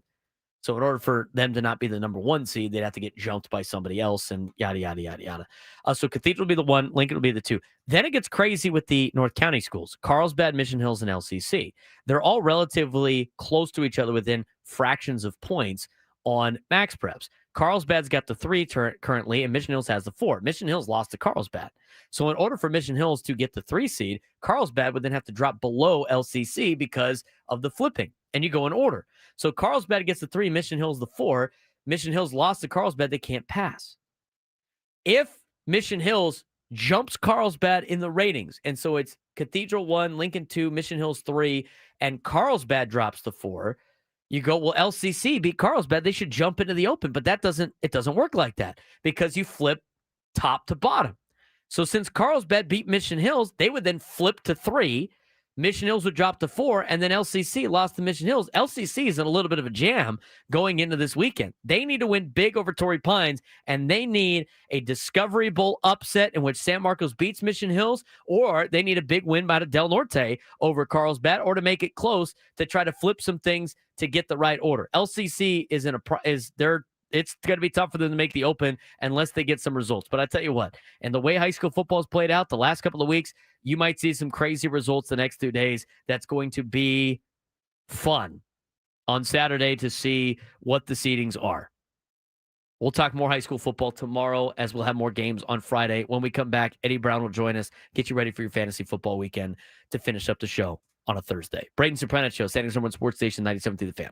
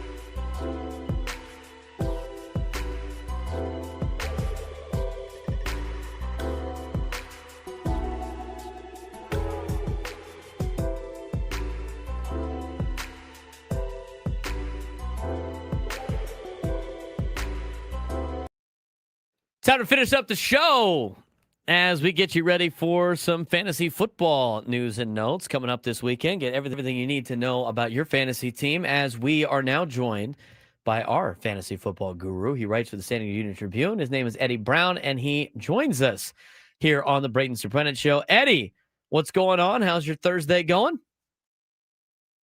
Oh, it's going good. Excuse me. It's going good, Braden. Busy as ever. A lot of different irons going. Trying to figure out this. We've been talking about it the last couple of weeks, but I got this team that's by far like outscoring one of my leagues by like 1,000 points. And yet I'm 2-6. I don't know. Even I'm stumped on this one. That happens. That's the frustrating part of fantasy football. As much as we all like to put in the time and the effort and got a little bit of skill involved, that's the luck part that doesn't work out for you a lot of times. Yeah, I was having a conversation with one of my league mates, actually in another league, and he was telling me that's why he's not in head-to-head leagues. He hates the idea that he could have a good team and they can score a bunch of points, but on any given week, kind of like any given Sunday in the NFL, right? Mm-hmm. Any given week, he can go and he can have another big week. It just happens that any other team, whether they're a good or bad team, just goes off that week, and you end up, with an L. So some people are turned off. They'd rather play roto. Let's talk about some, obviously, big waiver ads. If you didn't already have this player or not, I mean, a lot more injuries are happening, which means guys are flying up on the boards and being able to help facilitate your fantasy teams. You led your Week 9 cheat sheet with Giants running back Tyrone Tracy Jr. after Cam Scadabo's injury. How confident are you that Tracy becomes a reliable RB2 going forward? And does Jackson Dart's success at quarterback make him even more appealing as a pickup for Tyrone Tracy Jr.? Yeah, man, what a gruesome ankle injury. It was just horrible to watch Cam go down like that. He's been such an exciting player, and him and how the Giants have turned around basically in a month, because they're, to start two rookies and get that type of juice. Really terrible injury to see happen on Sunday. I think Tracy's an all-in guy. I think he's one of those guys that can make a real big difference if you're able to pick him up off the waiver wire this week. I think they're going to involve Devin Singletary. He's a veteran. He's probably going to get a little bit of a bump in usage. But Tracy, if you look back to last year, I mean, he was a rookie last year, and he ended up finishing basically as a top 15 running back across most fantasy formats pretty much after the first month of the season last year. So I think he's capable. He's dynamic. He's good at catching balls out of the backfield. I think as long as Dart is upright, as long as he's healthy and under center, I think there's going to be juice in this offense. And so I think if you're capable of landing him this week, it should be good, good going for the rest of the season, especially if you're hurting at running back. You listed Sam Darnold, Aaron Rodgers, and Trevor Lawrence as streaming options, all former first-rounders finding a second win. If you had to pick just one to start in Week 9, who's your guy and why? I think just one. I'm going with Darnold just because he's been playing so well, and the Seahawks look so good. They're coming off a bye, so they should be well prepared for a Commanders defense that I think is struggling, dealing with injuries. They're allowing the sixth most fantasy points to quarterbacks this season. And I think that Darnold to, JSN connection has just been working all season long. It's just getting better as the season progresses. So I think if you're happy to pick one, it's Darnold. I like Lawrence against the Raiders. I just think the Raiders are kind of struggling. They don't really have the talent to do what Carroll wants to do there. And they're probably going to have to put in a lot of work in the offseason to try to ramp that up. But I like Darnold a lot this week. Kayshon Boutte has 4 touchdowns in his last 3 games, finally looking like the player we thought he could be at LSU. Is this a real breakout side to Drake May's development, or just a hot streak fantasy owners should cash out on? No, I think it's the real deal. Like you said, he was one of those guys that I had my eyes on coming into the draft. I thought he was going to be a late round gem because there was a lot of talent, obviously. He dealt with a lot of different things at LSU, but I thought he was one of those guys that could take it to the next level in the NFL. We saw a little bit of it last year, and then now we're seeing it with May. I know we've been burned before because you've had a couple of stop and goes where you had a big game, then you pick him up, and then for the next month, he just go completely MIA. But May is the real deal. I mean, basically, New England's one of those situations where a quarterback like May will make all of the principal weapons on that offense viable in fantasy from week to week. I think Booty is one of the guys that's showing a true connection with me. He's had it since last year. Obviously, Diggs is going to command some targets, but I think Booty's the guy that when May wants to dial up a shot, he's looking for Kayshawn. You listed a bunch of young running backs on the rise. Bam Knight in Arizona, Tank Bigsby in Philly, Ollie Gordon in Miami. Which one do you trust the most as the rest of the season stash, or who's just fool's gold? Well, I think Knight's basically just kind of useful for this week. I mean, any running back that's going to get double-digit touches against the Cowboys, you throw them in your lineup and you walk away. You don't even think about it. But I think if Trey Benson probably can come back as early as week 10. Might be back week 10, might be back week 11. So I don't think Knight has a lot of value going forward. I really like Ollie Gordon. But he's, you kind of feel like there's kind of a thunder lightning thing going on that could develop there in Miami, but they have so many other things going wrong with that team right now that it's kind of hard. If you think the Dolphins are going to be in a game where they're going to play from the lead like they did against the Falcons last week, then I think he's a guy that has flex appeal on a week-to-week basis. Otherwise, he's touchdown dependent. I think Isaiah Davis, I mean, this is the big deal. The big thing you have to pay attention to this week is next week is the trade deadline. So there's a lot of teams that could be making deals, and Isaiah Davis is one of those guys that could benefit greatly. If Breece Hall gets moved, then he's going to step into basically a full-time role for the Jets. And I think we saw a little bit of what he could do against the Bengals last week. He put up over 100 yards, total yards on like 12 touches, and was able to catch some balls out of the backfield as well. So he's somebody who's available pretty much everywhere.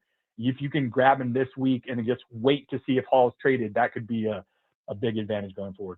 Talking with Eddie Brown on the Braden Surprenant Show, giving you locked in on fantasy football, some waiver pickups. If you haven't made your moves already, we got a game tonight for Thursday Night Football, getting you ready for the weekend in fantasy football. Last question we have time for. You joked about whoever plays the Titans should be the rule for fantasy defenses. This week, it's the Chargers' turn. Outside of that golden matchup, which defenses are you targeting as a sneaky rest of the season stash heading in November?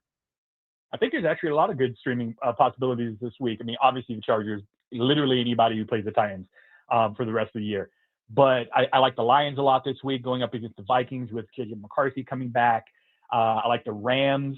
They're going up against the Saints, and they're starting Tyler Shuck for the first time. So anytime, I mean, the Rams front four is one of the best in the NFL. I think they're going to, the Saints have been playing kind of above their level pretty much all season. And I think we're going to start seeing them kind of revert to what we thought they would be. And I like the Jaguars a lot against the Raiders. Like I said earlier, the Raiders are kind of just, I don't know. It hasn't come together. It hasn't gelled. There's a lot of good pieces on that team. But I think it's going to take Carroll, at least for the rest of the season to get it together. And Jacksonville's defense played really well in the beginning of the year, and they've kind of tailed off. But I think coming off a bye, they should have a pretty good situation going up against a Raiders team that doesn't even score 15 points a game. Eddie, appreciate the time each and every Thursday to talk fantasy football with you. My teams are doing pretty well. One of them's not. The touchdown only league has been incredibly unfortunate. I drafted Tracy in that particular league, and it was a nothing burger for a long time. There's only 4 bench pieces. Had to get rid of them. So all of a sudden, now it's a missed opportunity, Eddie. It's tough. That's a tough pill and to swallow in fantasy football. Yeah, no, it's never good when you draft somebody, you're sharp, you're like, hey, this guy's going to do something. He doesn't do something for a couple of weeks, and you're like, I got to make a move. And then the thing you thought was going to happen pretty much happens, and it's just like, oh man, if I just had a little bit more patience. Yeah, luckily I had patience with him in other leagues, so I was locked in on Tracy early. So the news has helped me out. Eddie, appreciate the time. Thanks again. We'll talk to you next week. Awesome. Take care, Brent. Eddie Brown joining us on the Braden Surprenant Show. He's Frank Marchese. I'm Braden Surprenant. Thanks again for tuning in to another fun and jam-packed 4-hour show. So much stuff we didn't even get to today, Frank.